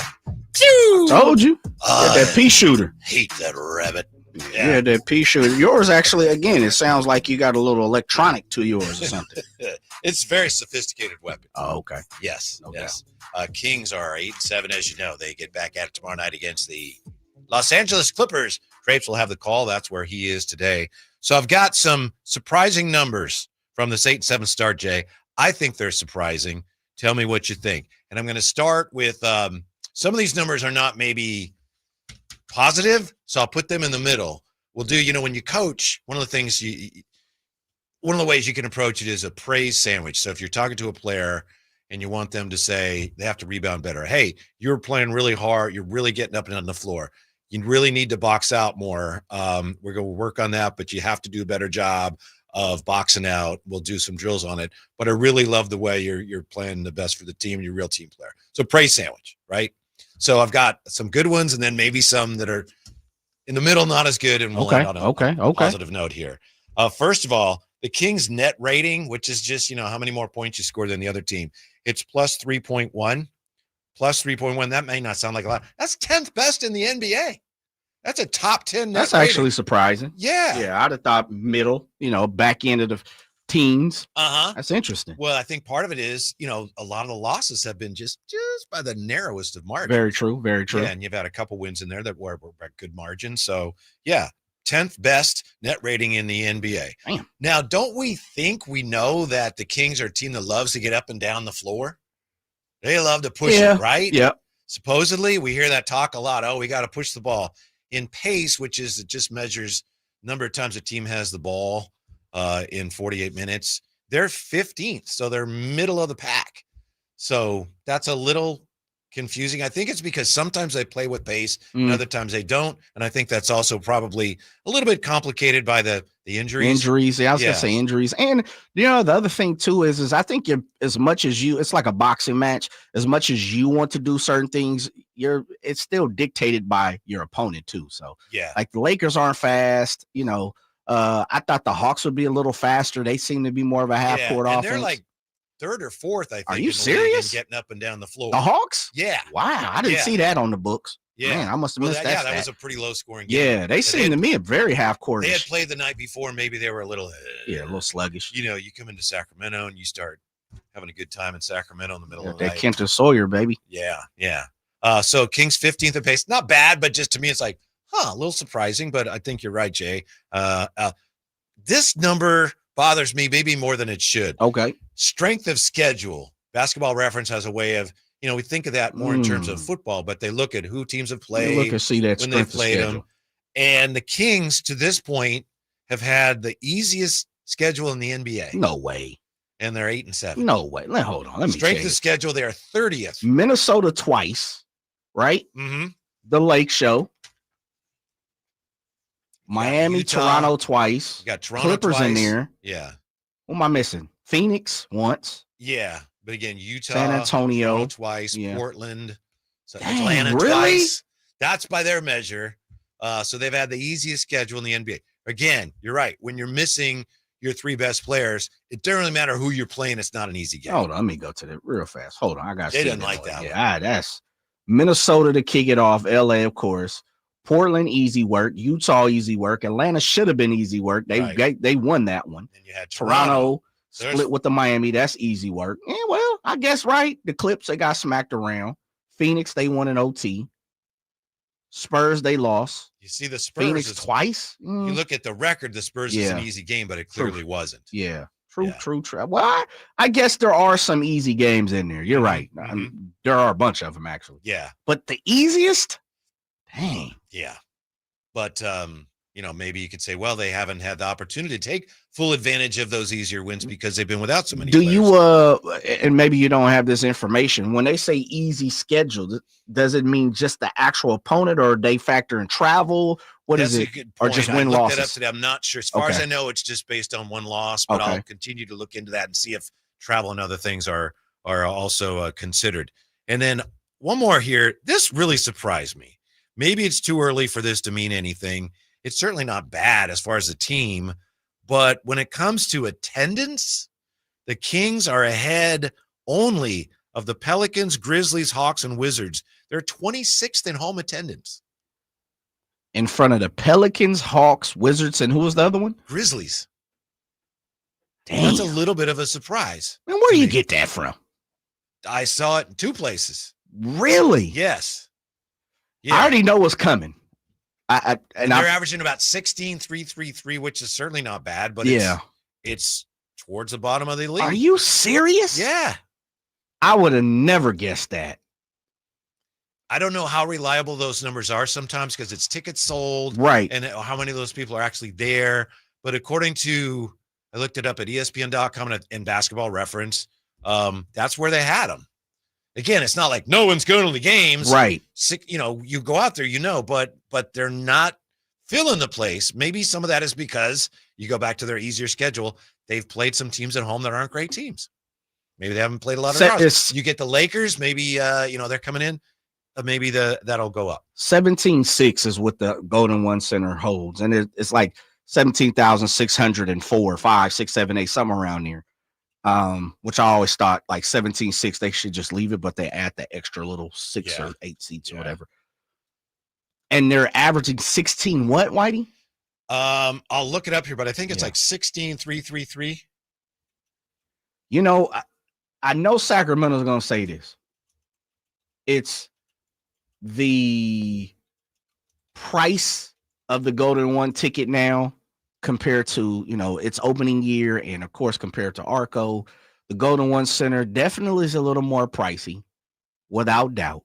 We've heard that from fans. I've heard that from friends, family, all of that type of stuff.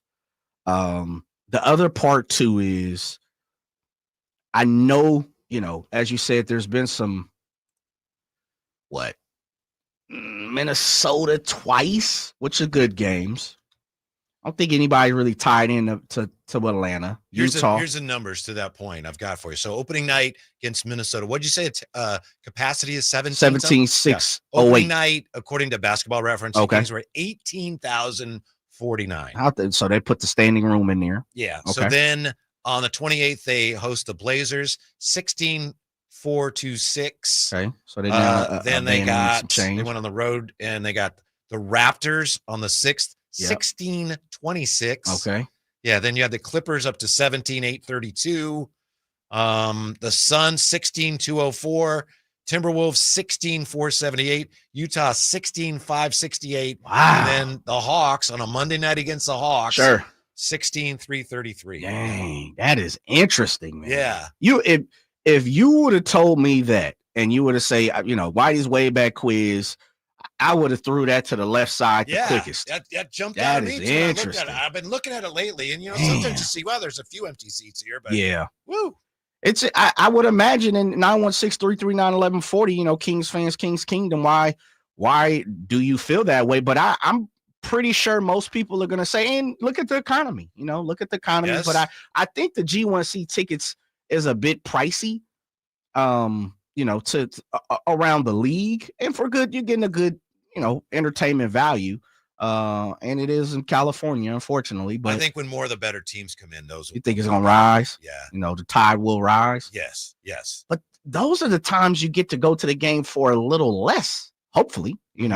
I don't do a good job of keeping up of the daily ticket price because, again, we're blessed. But man, that is super interesting. That is real interesting that We're on the bottom 5? Yeah. Again, that Dang. Raptors game on the 6th. The bottom 5. 16-0-2-6. So we're almost in the 15s Oof. in that game. Are you saying we pulling like Oakland A's numbers in the league? That's basically how I'm hearing this. I'm hearing we're down there with the Tampa Bay Rays and the Oakland A's. No, not quite. Because these are not, it's not like these are terrible numbers. They're just lower than we would expect. There's every reason to think they'll come Who's up. bottom? Pelicans? I think the Wizards. Wizards? Yeah. I'll have to double AKA the Bullets? Yeah, the Washington Bullets. And you know why that gets into Yeah. gun violence and everything, which people are asking about. Yeah, very true. So, yeah. And then finally, and praise sandwich here, Mm-hmm. the true shooting percentage for the Kings. Like, what is that? Basically, it's like you take into account that threes are worth 3, and you take into account free throws. They're 6th in the entire NBA. It's like an efficiency. How many points are you getting on your shots? Be they free throws, 3-pointers, whatever. They're 6th in the entire NBA, the Kings are. So that's very good.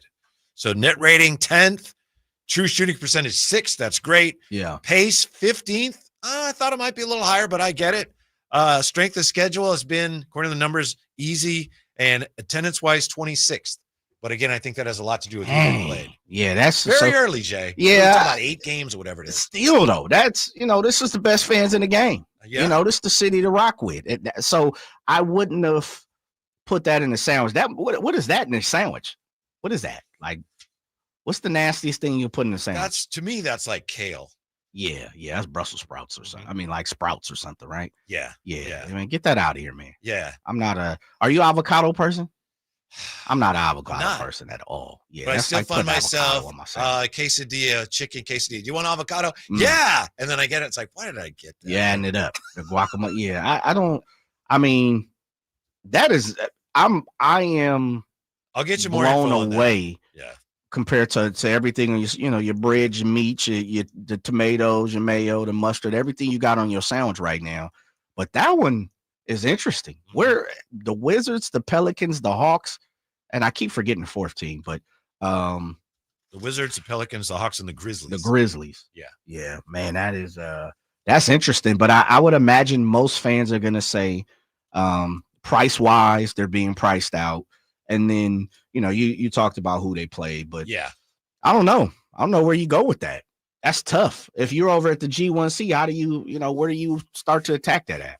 I'll give you the rundown of the teams at the very bottom when we come right back. Drive Guys, Sactown Sports.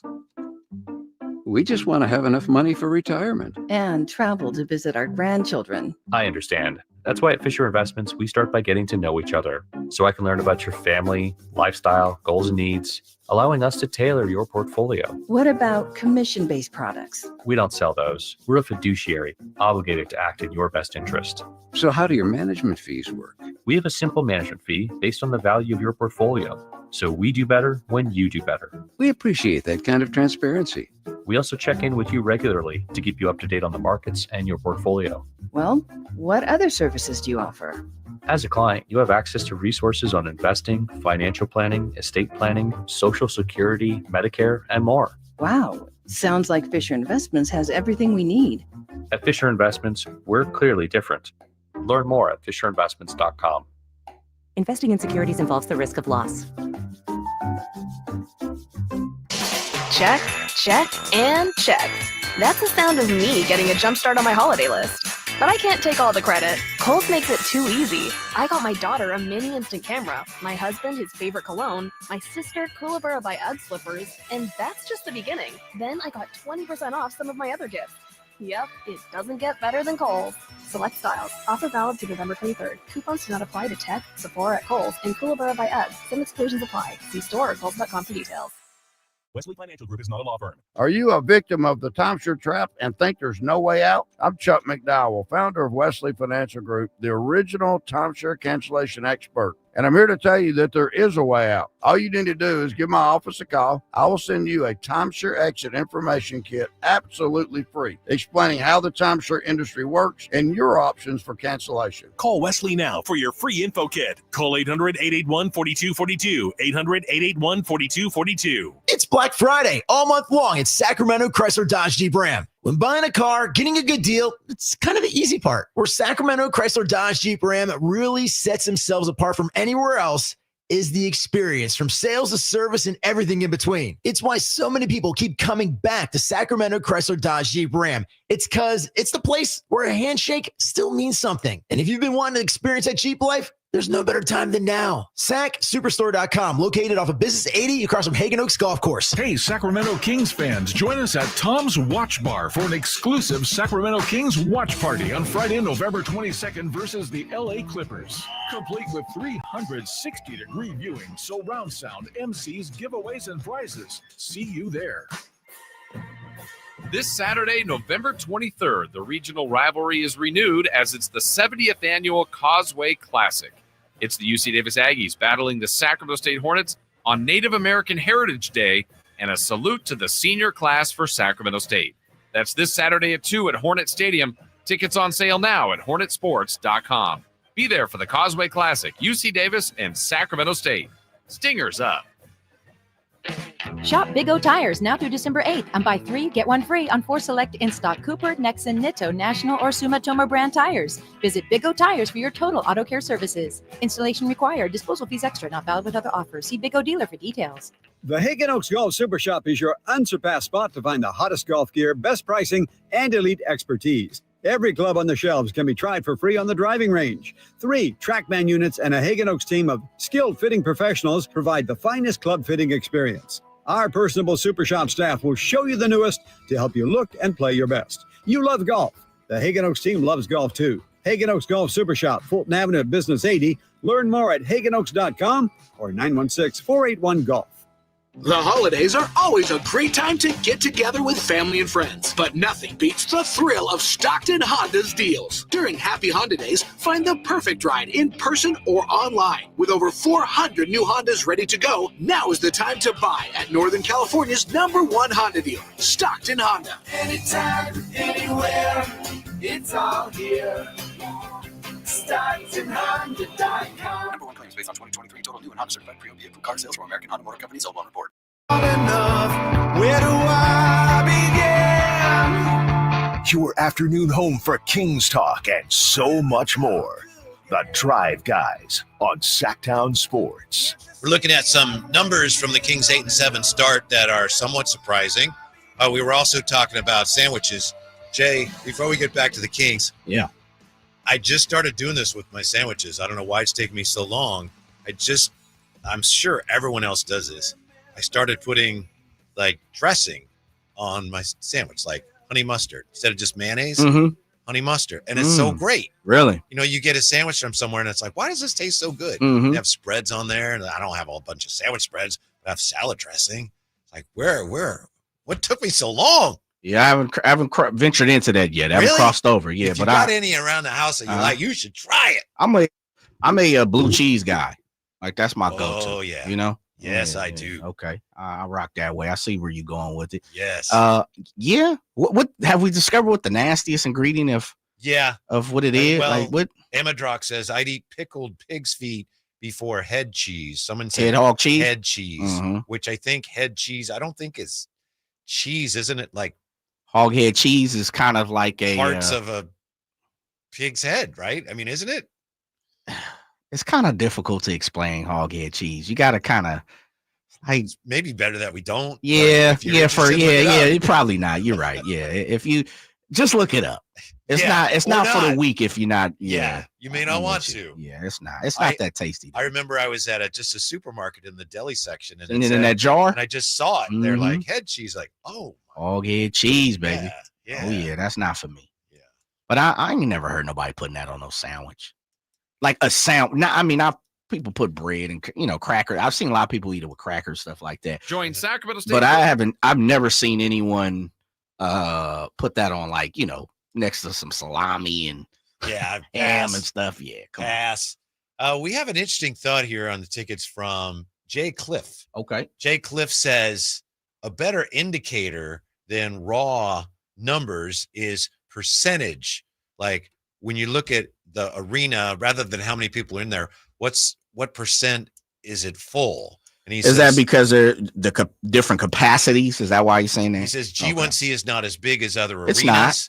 G1C is one of the smaller arenas. It is. AB916 says, Jay Cliff says 95% would be top half of the league, according to last year's numbers. So. Yeah, but is that what you're going off pure raw numbers or percentages when you're saying these are total attendance figures. Yeah. Yeah. And I, as I promised I would, I've got the rundown for you here for the rest of the league. Hawks are last. Dead last. Yes. Doesn't surprise me. 15,833. I would have thought game. the Pelicans would be last.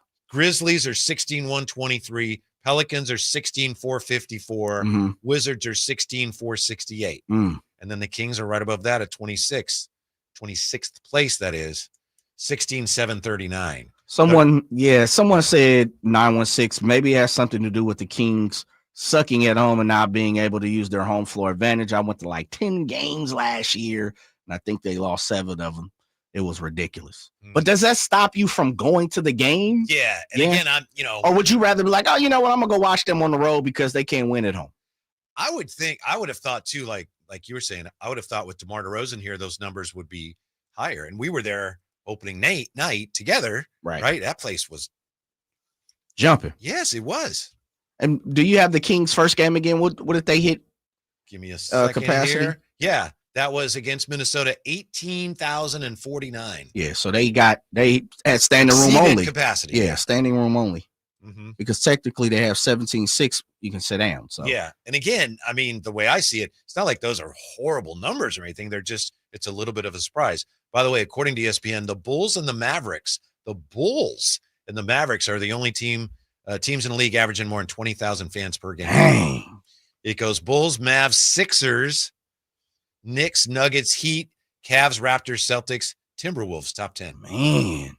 And there's a lot of teams in there, 17 plus. The Kings are just one of them. But, the Nets are 16th at 17,890. Kings are all the way down at 26, but they're 16,739. So, yeah. A couple of games here and there. Man, that's still a little interesting, though, because I think if you were clocking your 17.6 or, as we saw opening night, your 18, you wouldn't be down that low. And I know the G1C is on the bottom half of when it comes to capacity. So I have to look a few of them up, but they're not that far off. It's actually a little more surprising than I remember throughout the league. But I do know, like, the Hawks are 1744. Pelicans are 16,000. Let's see who else. Pacers are 17,900. Phoenix is at 1771. Milwaukee's at 17.5. Memphis at 17.7. So Brooklyn is at 17.7. There's some arenas that are clocking 17, as you heard, there's one or two that's in 16,000. It's surprising because there is not a stigma. There is a belief and passion throughout Sacramento. And I do think throughout the NBA circle and throughout sports that Sacramento fans are passionate. They show up, they're supportive. And I'm not saying they're not just because we're on the bottom 5. I think there's many different factors that go into it, but I'm just saying, as someone that's at a lot of the games, that sees this, been around it, that is surprising to me. Well, I'll say this. Most of the teams you just mentioned, teams that don't have the largest capacities, most of those teams are towards the bottom of the league in attendance. Yeah. And you mentioned Phoenix, I think you said 1771. Mm-hmm. That is their average attendance in 8 games. So they've sold out. Sold or out at least they're saying they've Woo! Sold out every game. Must be that Ty Jones pickup. Must be that Ty Jones pickup. Yeah. Whitey, would you, and I know the Kings haven't been dominant at home for a long time. The Warriors, by the way, are 15th. Look how well they've played.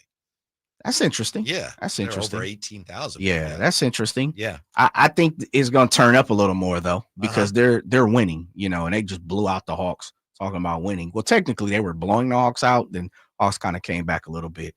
But as a fan of a team, let's just say the Padres, and I love Petco, I always say I think it's the best ballpark in California. I know it gets those suckers in San Francisco and Giant fans, they get as Kyle say, get the underoos turned up into a bunch. But if you are a fan of the Padres like you are, does that deter you from going if they are not winning at home versus if they're a better road team? Going to fewer games if they're At playing home. poorly. Yeah, like would you like, you know what, man, they're here, I'm not going to the game because every time I go they lose versus like I'd rather be at the house because they win on the road more. I think it works the other way. I think if you're a fan, there's like a baseline number. You're going to that many games. And if they're playing great, you go to more. Right. Maybe I'm wrong, but to me, it's like you don't go to less if they're not playing well. It's like you're always going to X number. But if they're playing great, you're even making, we got to get to more games. Sure. Got you. Yeah, I think so. If you're a true fan. So. Yeah. Well, don't be calling people fanism out now. Well, if you're not a because true you know fan, what some people listening right now who doesn't agree to that. No, if you're not a true fan, you're like, I have better things to do. You know, I understand that. I'm not saying if they taking L's or if they're winning. Yeah, you mean, okay. If they're losing, like, it's not holding my interest. Why should I spend money on that? So you those are the smart people. It's the dummies like us are like, my team, they're terrible, but I love them. Still rocking. I'm still out there. Stupid, but I'm one of them. Because you're supporting them. Yeah, you're still rocking. And again, this is something you enjoy, right? You enjoy going to sporting events and sporting outings. So I just find that interesting. And I get it. You know, when you are spending your hard-earned money and you're going to support your fans, and they keep support your squad, and they keep taking L's while you're there in attendance. I could see someone being like, you know what, man, I'm done with this. And if you have two fans, Jay, let's say whatever team, make up a team, the Las Vegas Spacemen, and they play hockey. I don't know, whatever they play. With that gun you were shooting. Yeah. One fan is like just been a fan for 2 years because they started playing better. They win a championship. And that fan's like, yeah, my team won. The guy or the woman that's been a fan for 40 years when they were terrible, it's got to feel better to that fan, right? Believe it. Oh, yes. For sure. They earned that right to feel better. For sure. Absolutely. I like to think so. Yeah, no, I'm with you because you've stuck it out. You've been there for a long time. Yes. Yeah, you have the perspective. You can appreciate it more. Yeah. Hopefully we all don't, and this is me as a Niner and an Oakland A fan and a Kings. Hopefully we don't have to wait like the Chicago Cubs and the Boston Red Sox because I won't be here. But even they eventually won. They did, but there are people who didn't get to see it. I know. And that's tough.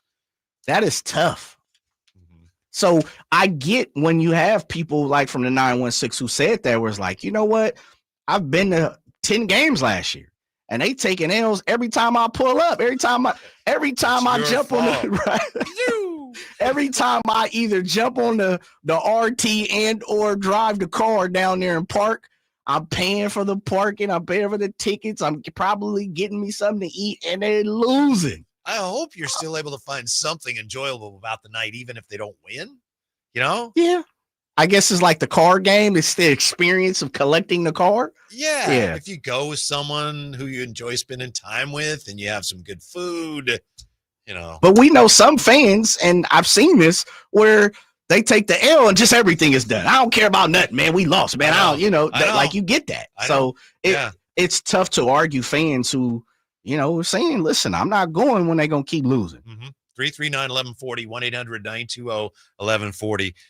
When we come back, speaking of home teams, the A's are coming to Sacramento, and I'm dying to know what Jay thinks of this. Robot umpires may be coming to Sacramento, too. That's next on Sactown Sports. At the law offices of Dale R. Gomes, we understand that when you're facing a crisis, you need more than just a lawyer. You need a team. Our dedicated attorneys work together, combining decades of experience to guide you through personal injury or criminal defense matters with care and expertise. We're committed to supporting you every step of the way, ensuring your voice is heard and your rights are protected. With offices in Sacramento and El Dorado County, reach out to the law offices of Dale R. Gomes today, 916-999-9033, or online at dalegomslaw.com. Facts are facts, and the facts show that for eliminating hip, knee, back, leg, and foot pain, it's the Good Feet personalized arch support system, clinically proven to provide significant pain relief in only 4 weeks. Good Feet arch supports are designed to help put your feet and whole body back in pain-relieved proper alignment. Good Feet arch supports are HSA and FSA eligible. Book your free fitting at Good Feet in Sacramento, Roseville, and Vacaville. Black Friday savings on now on the all-new 2025 Silverado at Meta Chevy. With $8,000 off MSRP after rebates, every new 2025 half-ton LT, RST, LTZ, and High Country in stock at Meta Chevy. Meta Chevy has one of the largest selections of new 2025 Silverados in the Sacramento area. $8,000 off new 2025 Silverado at Meta Chevy. Now that's big, huge. MetaChevy.com. Together, let's drive. Not available with special financing, leasing, and other offers. Ends 12/124. Source internet search 11/224. It's Capital Casino, Sacramento's #1 poker room. And guess what? Primetime football is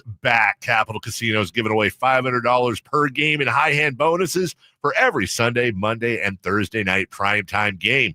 As always, offering the best food, the best service, and the best action with the most variety of games in the region, conveniently located in downtown Sacramento. So check them out, Capital Casino, and always remember to gamble responsibly. 1-800-GAMBLER. Finally, an easy way to find home improvement contractors. Just visit subcontractorsunited.com and simplify your search for home services professionals. From cabinets to windows, roofing to plumbing, Subcontractors United is an easy, simple way to find and hire a home improvement contractor. And you never have to give up personal information. So no harassing phone calls like you get from those other websites.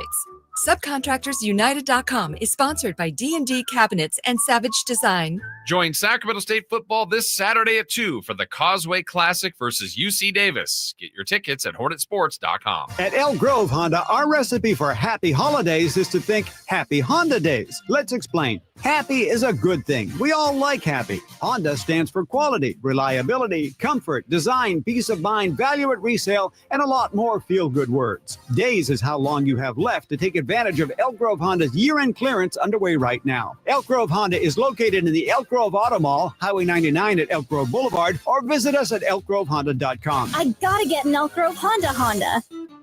Don't you deserve health care you can count on? Well, you can count on United Healthcare with Medicare plans that fit your life today and as your needs change tomorrow. You can enjoy reliable coverage and low out-of-pocket costs with a Medicare Advantage plan from United Healthcare. United Healthcare Medicare Advantage plans, made for California, trusted everywhere. The Medicare annual enrollment period ends December 7th, so go to uhc.com/Medicare today.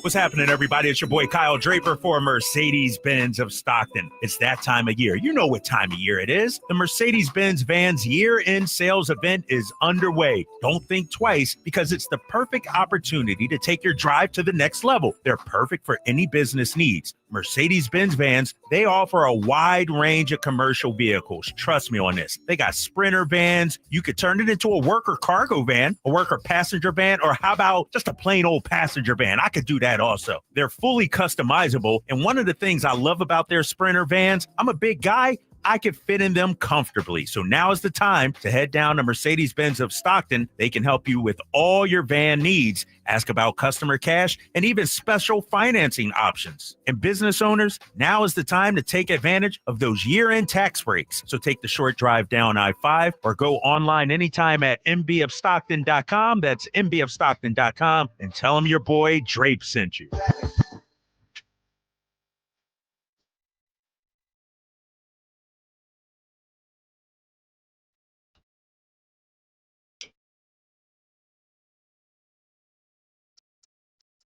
The Drive Guys, live and local, every afternoon, Monday through Friday on Sactown Sports. Jay and Whitey today. Drape's back with us tomorrow from L.A., and we've been talking about Kings attendance. We're going to get to the 49ers here and robot umpires.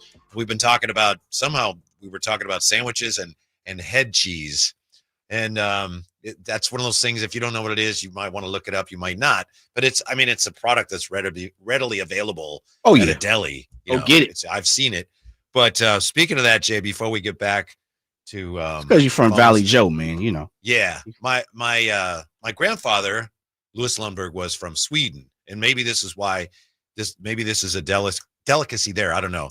But he and my mom would all go out to dinner somewhere. They would get something called sweetbread. Okay. And I'll have a cheeseburger and I'll have sweetbread. And I was like, man, that sounds good. Hey, Mom, what's sweetbread? And as I remember, she said something like, hey, you wouldn't like it. Do you know what sweetbread is? You wouldn't like it. Do you know what that is? No, I do not. Do you want to know? My Yeah, of grandfather course. ate it. My mother. It's like the Not squeamish. pancreas of the cow. Really? Yes. And they call it sweetbread. And how was it prepared? I don't know. Oh, you know, It so was you like- never partook? No. Oh, okay. It looked like some kind of almost, I don't know, like a stew or something, or a steak with gravy. Yeah, and then they go around and say, "Oh, sweetbread. Oh, I'll have sweetbread too. Hey, Oh, I maybe I thought should it get was- that, Mom." No, you wouldn't like that. Oh, I thought it had a little some extra in there. You talk about the lower intestines. Yeah. Yeah, nah, I'm good. Yeah, that's like chitlins, and I'm cool. I'm past all. I'm of with that. you on that. It's like, Yeah. oh, okay, fine. You enjoy it. Yeah, and I get it. There's a lot of folks who love it. Plenty of people I grew up with in my family and stuff, and I'd be like, I mean, we ain't gotta eat like that no more. Right. You know, but hey, if that's a delicacy to you, or I call it Go a get 'em. delicacy, yeah, more power to you. One more thought here before we move on the Kings Sweetbread. attendance. Yeah. No, you're right, Mom. Thank you. You were right. Thanks for protecting me from sweetbreads. I understand the point about how, well, the Kings attendance is lower, but the capacity is lower. I just think the Kings attendance will be higher once they start doing a better job of fulfilling the promise that was laid out 2 years ago. Light the Beam Team 1. That team electrified everybody. And then last year, for a lot of reasons, we know it was like kind of underwhelming. This year, they got DeMar DeRozan. But so far, and I know there have been injuries, but so far the team has been kind of not quite anywhere near what they were 2 years ago, right? I still think there are a lot of fans, and there are very loyal fans who, as we said, they're going to go no matter what. Yep. But I think there are a lot of fans that are waiting. It's like, I thought this team was supposed to be better. I want to see it before I invest in it. And I think so. You want to see fair. the wins. You want to see Yes. the wins, the entertainment, the Yes. Yeah. Okay. Because the a lot of those pageantry. fans, especially if they're fans that have been Kings fans for a long Long time, time, yeah. they've seen this before, right? It's like, oh, yeah. Yeah. Every time I thought, oh, here we go. And then nope. So I think there are a lot of fans who probably they're not all the way in yet. They're biding their time. Yeah. Waiting to see it. They're not feeling that 500 ball. That's what I'm guessing. I got you. I can understand that. And I can understand how a longtime Kings fan, which, look, long time is depending on who you ask, but anyone who's got some time invested, some money invested into the Kings, Yeah. you got, by all means, if that's how you feel, like you said, like we talked about when it comes to, sweetbread, more power to you. That's right. And I understand that because I've went through the saga of the Oakland A's as a longtime fan, as someone who grew up watching A's and going to many, many games, and that being the home for me, and seeing what the organization, well, not the organization, the owner, let's just call it what it is, and his minions who have trickled under him, what they've turned the A's into. And so by all means, if you want to wait until the Kings showcase that they're a top 4 or a playoff team, or however, whatever your barometer is, that's right. Do it. Do it. Mm-hmm. Now, speaking of the A's, we know that they're coming here next year. You know what else is coming to baseball? We're going to see it spring training in 2025. And we may see it in the regular season by 2026, which will be when the A's are here. We're talking about robot umpires. Jay. Yeah. Commissioner Rob Manfred said at an owners meeting this week that he wants to see baseball experiment with robot umpires during spring training next year. So it'd be a challenge system. And I was talking to Alan about this. I think the Oakland Ballers had this. Yeah. So challenge system, which would be strike. Oh, we don't think it was a strike. Well, let's see what the robot ump said. It was a ball. Oh, we won the challenge. I think that's what they're talking about next year. That's whack, man. I'm not in favor. Yeah, I'm off that. I'm not. I'm not strongly feeling that not at in all. favor. Yeah, I'm with you. I think we're both on the same side of strongly not in favor. I'm not feeling that at all. Just keep someone back there. Look, first of all, in the economy that we are in, allow people to keep their jobs. Second part of that is we're talking about standing tradition, and I understand evolving. I'm not saying things shouldn't evolve, but there are traditions that should stay the same, and we should, continue to utilize those things. It's part of the I'm with game. you. It is, man. I don't need a Tesla back there. It reminds me of what Mike Pereira told us yesterday about officials. They're artists, not scientists. And a good official knows, or referee knows, when to call something. Maybe that was by rule of violation, but it didn't impact play. I'm not going to call it because that would actually get in the way of things. Whereas to the robot umpire, it's either a ball or it's a strike. And I don't know that that's necessarily better. It's a great way to put it. And that's why Mikey P is one of the best. I'm with him. If it doesn't impact the game, if it's, one thing about football can be completely on the other side of the field where no one, is even close to beside maybe the corner and the wide receiver, and it doesn't affect the play. I'm with you on that.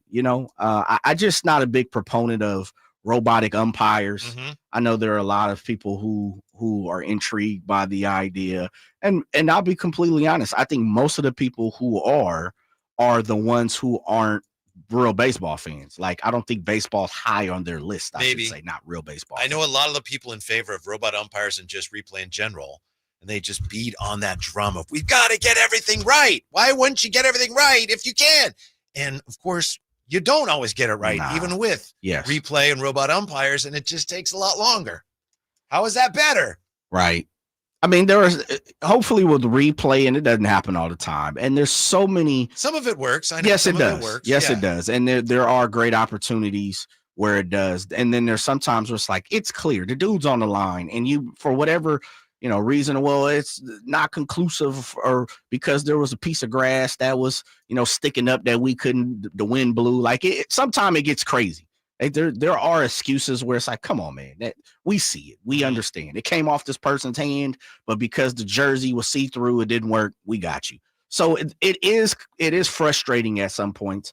It is frustrating at some times where, you're kind of looking at it in the forefront of like, it's not 100% proof. Yeah.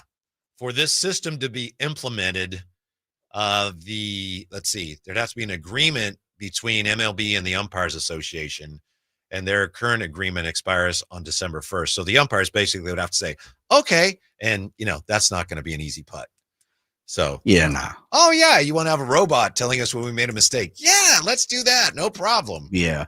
But this is the other thing I've seen with robot umpires is they're still utilizing human umpires in the field. More times than not, when you're talking about robotic umpires, we're talking about the home plate umpire. Right. Yes, so, yeah. And I think, unless I'm misunderstanding, you'd still have your home plate umpire, but you also have the robot ump for the challenge. Sure, which is kind of what they already have. They have the box. They just not utilized, I guess, enough. But I guess if someone is challenging it, it's like, hey, Sparky, striker ball. Okay, said, Spark said, it's a ball. Like, I get, is he going to be behind the ump too? We're going to have triple layer talking about sandwich. The Astros are going to find a way to hack the robot. And he's going to always rule in their favor. You watch. Well, one thing about technology, it always can be manipulated. Yes. And it fails. Technology fails too. So it's not like the robot umpire is going to be 100% right all the time anyway. Yeah, I hate to sound like get off my lawn, but it's like I'm not interested in that at all. I'm with you, man. No interest. But and you know what? This is the tough part. Too many times we got a prerequisite what we're going to say because we're trying not to hurt people's feelings. Remember, for me, Whitey, and I'm not speaking for you. I could care less when we're talking about sports. All that get off my line, man, forget it. I don't like it. I don't like it. And if you like it, let's talk about it. Let's have a discussion. I don't care. We can argue, discuss it, whatever you want to do. I don't like it. And if you do, more power to you. It's my opinion. But just because you like it, I'm never going to like it. I don't like it, and I'm never going to. So deal with that as you will. Add to it, White. Packers already That's my boy. Yeah, the Packers already, we're so hungry to beat the 49ers. Well, look at that when we come back to Sactown Sports.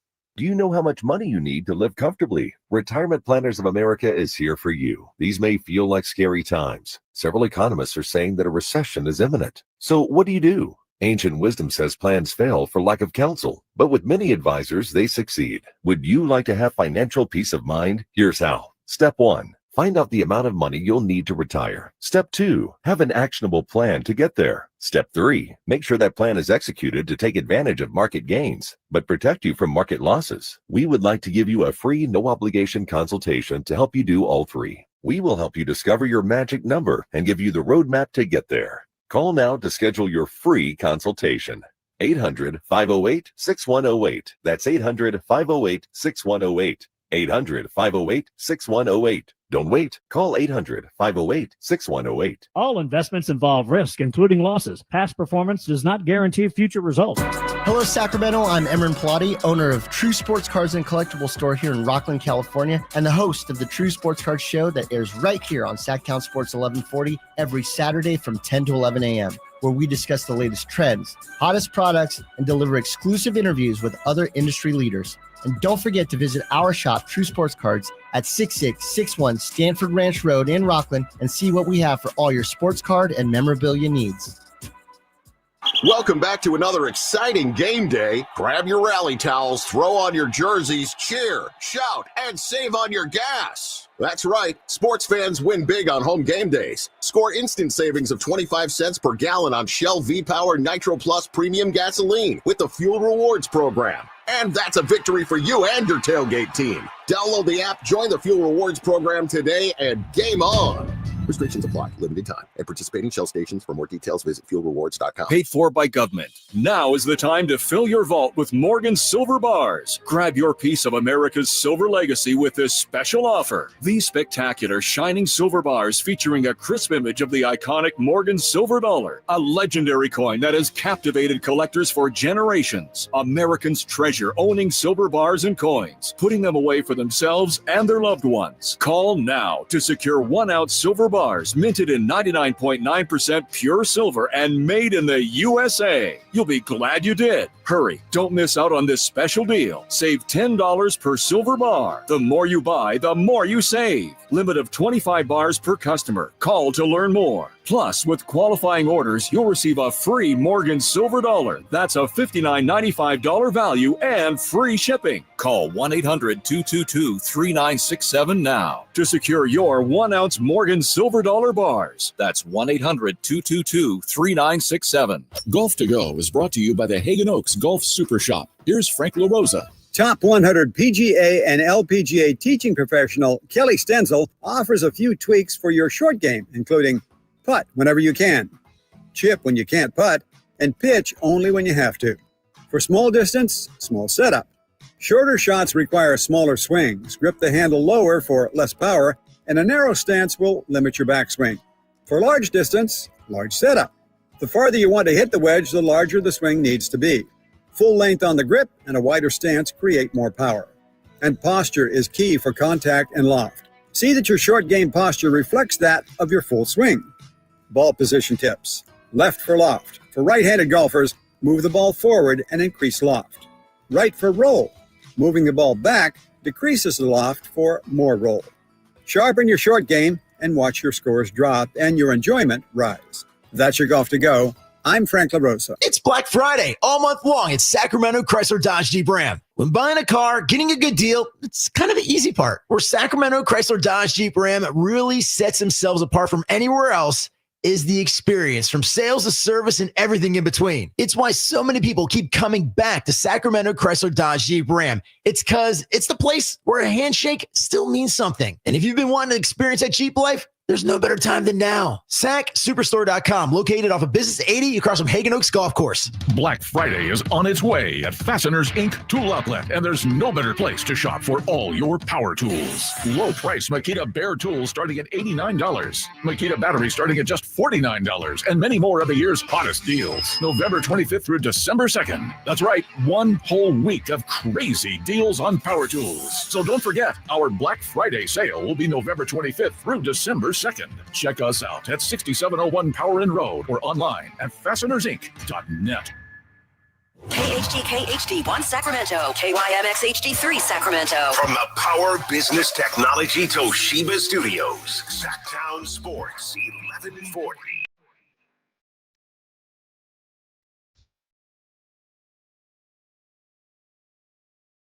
Live and local, it's the Tribe Guys. Watch the show on youtube.com/Sactown Sports 1140. Or listen on the Sactown Sports app. Thank you, Jay. Throwback request. I Can't Stand the Rain and Peebles. Yeah, a lot of people don't know that's an original. Sweet, sweet sound of Ann Peebles. I remember Missy Elliott. Yeah. She took it from somewhere. Yeah. You schooling these folks out here, white? Nothing wrong with I that. didn't remember Missy Elliott did it. I was like, wait, what? Really? I remember the original only. Yeah, see? Well, you're showing your age there, Yes. fella. Yes, I am. Get off my lawn. The lawn is going to be frozen in Green Bay this week, most likely. Very cold there. I don't know what to make of this, Jay. You know, Jordan Love is, I wouldn't say he's popping off, but he's making it clear that he and the Packers are hungry to beat the 49ers. Quote, I think just ending the season, getting into the playoffs, being knocked out by the 49ers, whoever it would have been, that game is definitely going to sit with you. That's what you got to kind of just sit with all off season, going back, watching that game, trying to see what you could have done better, could have done differently in that game. It definitely sits with you through the season. Then you obviously move on, just knowing that that's the team that knocked us out. We're definitely hungry. Well, come on with it. I mean, we ain't nobody running. Mm-hmm. Come on with it then. The 49ers never talk that way. No, they should. Should I they? would say, yeah, because it sometimes when we are questioning people's intensity, which we're doing with the 49ers, sometimes when we're questioning people's passion, which most people are right now when it comes to the 49ers, sometimes you got to come out and show something a little different.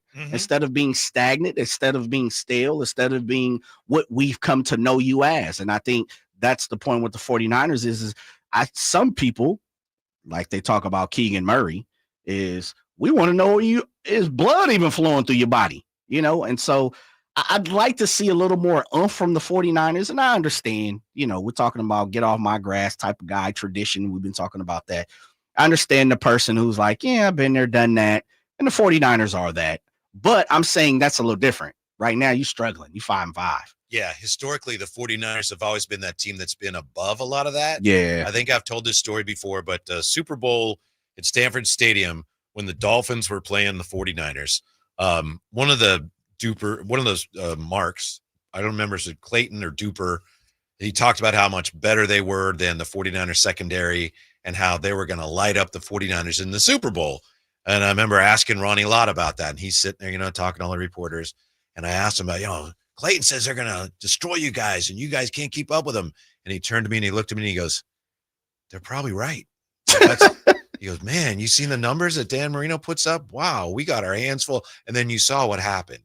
So Ronnie Lott didn't need to talk about it. Right. They knew what they were going to do. True. This 49er team, we don't know what they're going to do. We might need to see a little more of that. To your point, I'm with you. Yeah. I mean, you know, this rendition of the 49er team, yes.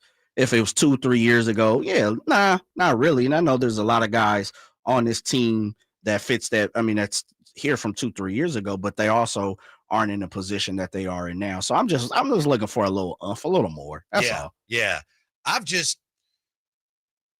To be honest, I'm running out of reasons to think, well, the Niners will win because of this. The Niners will win. In the past, it's been, you know, they just have the better team.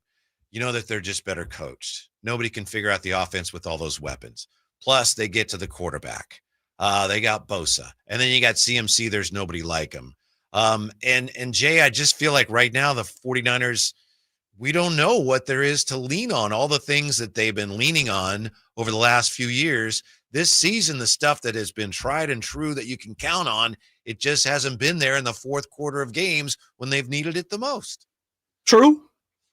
Very true. I can't really argue anything. And they find it. I mean, I don't know. Maybe, but at this point, you know, if you're being objective about it, you know, fans are going to fan, and bless you if you're a diehard Niner fan, and they're going to win the Super Bowl this year. But it's just hard to have much faith based on what we've seen so far this year. Yeah, agreed. And then I think that you're just being intelligent. You're being a fan who has objective realization. Yes. Yeah. You know, it's like, hey, the 49ers aren't what they've trumped up to be when we started this season. And for some reasons, some people prognosticated this, you know, the Brandon Ayuk situation, injuries, CMC, you know, people said this felt different. That guy who usually sits right over there and who was in LA and who will be back with us tomorrow. Yeah, he said that a lot, but he was just hating. He was a hater. He was hating and he was hoping. Very true. Because he has a dog in the fight, and he's seen what the 49ers, when they're operating at a high level, could do as beating, you know, stomping down on the Eagles last year. His team looks pretty good this year. 339-1140. I wouldn't tell him that. No, I'm not gonna. 339-1140, 1-800-920-1140. Our buddy Tit has been hanging on Let's see what Tin has for us today. Hello, Tin. How are you? Hello, Whitey. How are you? Good. What's up?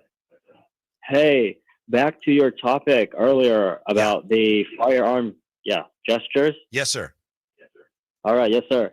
And I think the firearm gesture is when you're hot shooting night, and then you are on fire, just like in the video game, they have the fire emblem. And that's just like a conveyor belt when we're spewing out our sewage out of our mouths to talk good compliments or we criticize. That's just life. And so it's a projectile that we throw it around just like energy bouncing off the court. Dribble. Thank you for taking my call. Thank you. Yeah. That's Tin, everyone. Thank you, Tin. Sounds like Tin is You're definitely a philosopher. Tin Zen is man. definitely pro finger guns in the NBA. What's yours sound like again? Right. I hate that rabbit. How about Paul on Sactown Sports? Hello, Paul. How are you? I'm good, guys. I don't know how to follow that one. But, you just nod your head and you move on. Yeah, I'm a Packer fan. I mean, it's been hard for me to watch the last two times the Packers have lost to the 49ers. I mean, the game 2 years ago when they had Rodgers in Green Bay, Niners never scored an offensive touchdown. They blocked the punt. Yeah. And got a touchdown. I mean, that game, I've watched that game 3 times and still don't know how the Packers lost that game. And then last year, field goals. That was our problem last year, field goals. I want a good game Sunday. I want the Niners healthy. I don't want any excuses. And I want to see them beat them fair and square. Fair enough, Paul. Let me ask you this, if I may. One of the things I think of when I think of Green Bay this year, and obviously they're having a really solid season. Jay and I were both talking about this earlier. I still feel like Jordan Love is a guy who there's a good chance he's going to make a mistake at some point. He's going to give you a chance to get back into a game. Do you think that's a fair assessment of him? That's very good assessment. I mean, they've been lucky a lot of the wins. That game last week, I turned it off because I thought the Bears were for sure going to beat them. I mean, they're doing phenomenal things to win games. I mean, even when Malik Willis comes in, they look altogether different. I mean, they could throw him out there because he's another running back. I mean, he's fantastic when he gets, when he gets on the. If he has to play, I think that really, really surprised the 49ers. I mean, I don't know how healthy Love is right now. I don't think he's 100%. I don't think he's been 100% all year. He's not as fast as he was, but there's definitely something wrong with him. But they generally catch fire in December. So gotcha. This leads into it. But can I change the subject really quick and say something about the Kings? What do you think, Jay? Should we allow a Packer fan to talk about the Kings? Yeah, because Paul's a gentleman. All right. Yeah, Well, go ahead. Yeah, we had a very cordial conversation about that, even though we're on different sides. So absolutely, Paul, you've earned the right. Go ahead. I wish that they would just get a big man. I mean, I don't care if the guy's a bad shooter, scores 10 points a game. We've got enough shooters. They need somebody to take the slack off Sabonis and get some offensive rebounds because they're getting killed. They're getting killed giving teams 2 and 3 and 4 shots of possession. Have you guys noticed that? Yeah, thank you for the call. I have, it's just mentioned earlier, I looked at some numbers and, yeah, their offensive rebounding numbers are kind of cringeworthy. And I know it's something Mike Brown has talked about a lot. But I still, if I could get a player, it's like, all right, go get a player. And I had to pick a position. I still think I'd go for more wing help than a big. I don't know, Jay. I know a lot of people are with Paul. A lot of people want more rim protection. I mean, if who has a bigger impact isn't on the Alex game? Len the guy that he just described? No. He's big. Yeah, but and Paul's no longer with us when it comes to being on the phone. I should say that correctly. Yeah, thank you, Paul. I think Paul is saying someone that's a little more athletic and a rim protector. Mm-hmm. And Alex Len, for what he is not a rim protector. He's a big body though. He's more physical, more bruising. I think he matches up like a Zubats, who we'll see tomorrow, even though Domas normally matches against Zubats very well. And then the other part is we just know, big fellas got to shoot it a little bit now in the NBA, unfortunately. Yeah. Now, Paul did say, I don't even care if he can shoot or not. Yeah, because he said we shoot well enough. He did say that. But you're right. Yeah. It's kind of the nature of the NBA bigs now, stretch 5s and 4s. Yeah, it is. For me, and I said the question to you, who impacts the game more? And it's cut, you could take it how you want to. I just think wings, 3-and-D guys, and they don't fall off the tree. They're very hard to find, especially very good ones, especially top tier guys, superstars, all-stars. I'd prefer a 3-and-D guy just because they affect the game a little more than a big fella in today's, game. Mm-hmm. Well, I hate to do it. Uh-oh. But that brings us back to Kyle Kuzma. Are we agreed that we're out on him? It's like, because we just saw the story today. Evan Siddery, right? Yeah. On Twitter, yeah. He said, the show. Washington Wizards are expected to make him available, which is kind of like, well, we knew that. But his name's going to come up. He's been linked to the Kings in the past. I'm hoping we can go into this trade season. Still got a ways to go. I'm hoping we can go into this trade season and all be just above the Kuzma talk, right?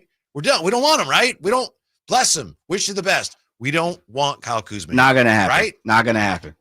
Not going to happen. What's because not gonna happen? when you have... He's not going to come here, or we're not going to stop talking I'm about not going to stop talking about it. Because when you go 8-7 and you have some deficiencies in certain areas, and shooting has been a deficiency of this team early on. Mm-hmm. When you talk about size being a deficiency, for this team, Kyle Kuzma gives you both.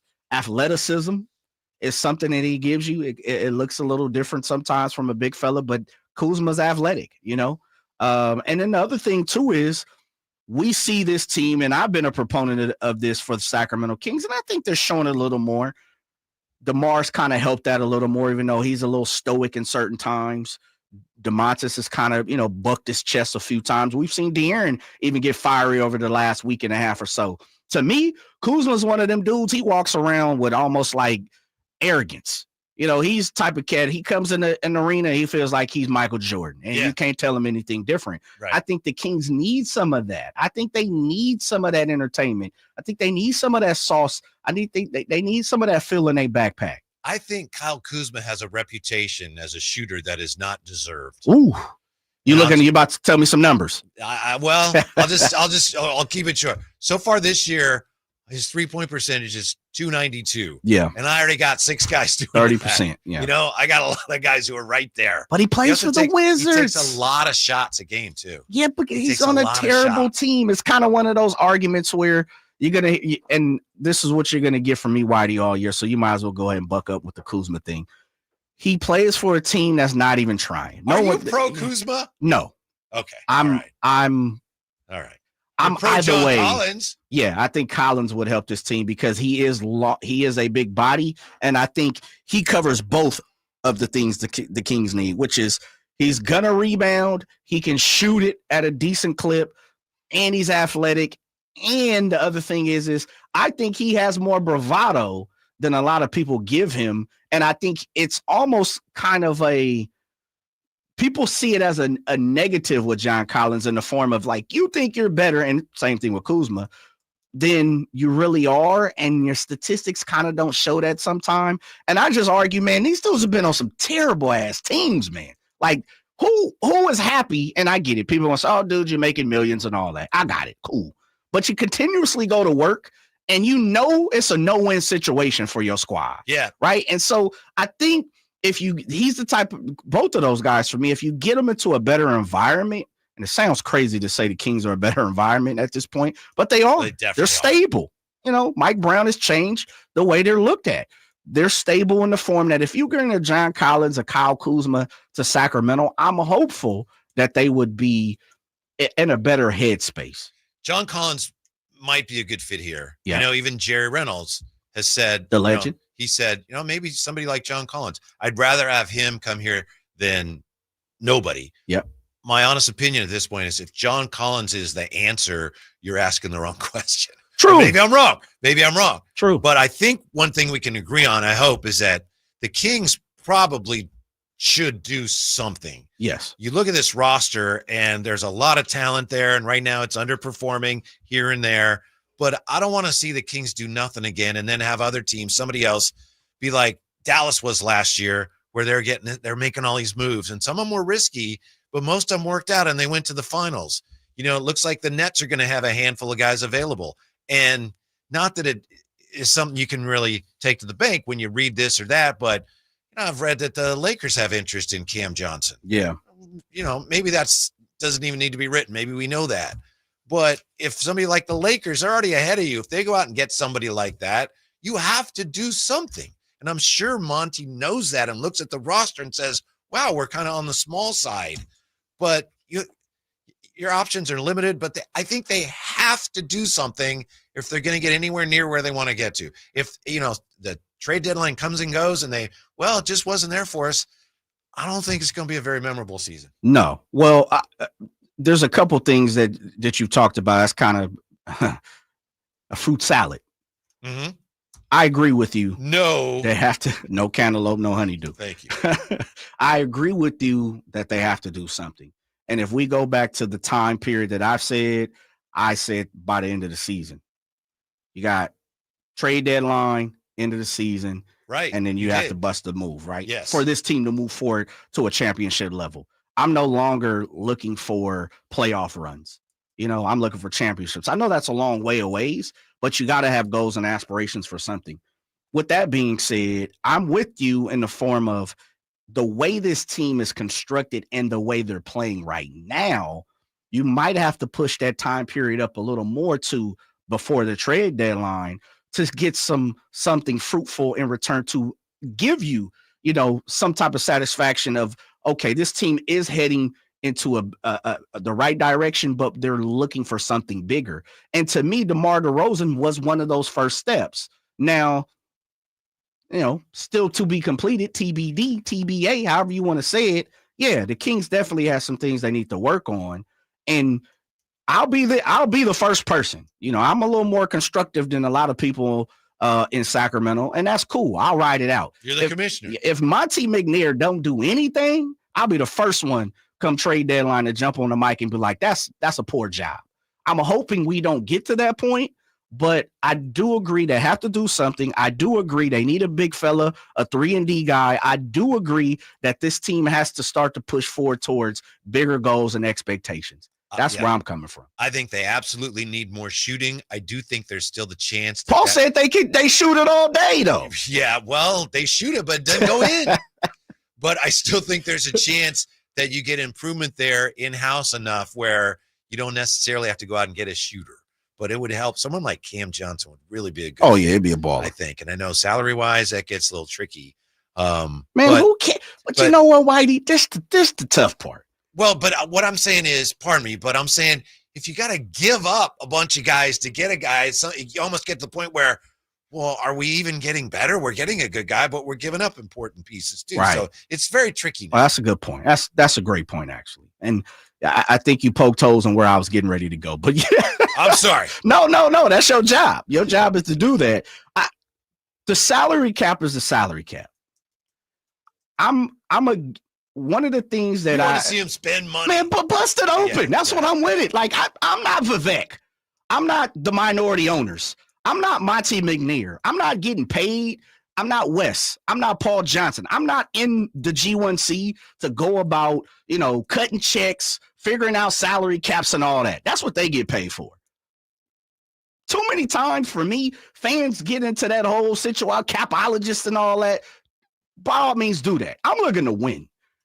If that means go to State Warriors $400 million, then do it. What fan of the Sacramento Kings is going to cry about being a capologist if the Kings spend $400 million and win a championship?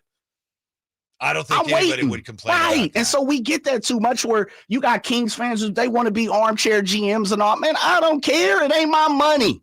I don't care. Go win a championship. How many draft picks are you willing to part with? 30. If it count it, you would spend. For a guy like, I don't know if you could do this. If you could get Cam Johnson, but you'd have to give up 2 first-round picks down the road, and we know you can't give them up in consecutive years. And I'm looking here for some of these are going to be years out. Are you at a point now where yes, we're going to do that? I think it depends on the person. It depends on the person. And yes. Someone from the 5-3-0, there are rules you have to follow. You just can't bust open. Yeah, but you can spend money. You can. You're going to face penalties. Mm-hmm. Those are the rules. We get it. Understanding. I'm not that foolish, but it ain't my money. My point so who cares? Is this, and I'm always one for hanging on to your draft picks. You're going to need them down the road. But right now you got DeMar DeRozan, and is he 35 yet, or is he almost 35? He's not going to be around forever. So your window with DeMar DeRozan is, if it's open now, it's not going to be open much longer, right?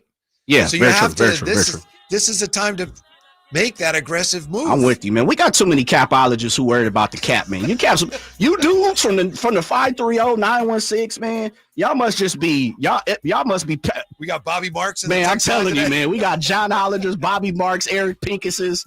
Like, it's not your money. Stop being Brian Windhorst. No one down there is crying that the Warriors spent $400 million to get a championship. Who's still talking about that?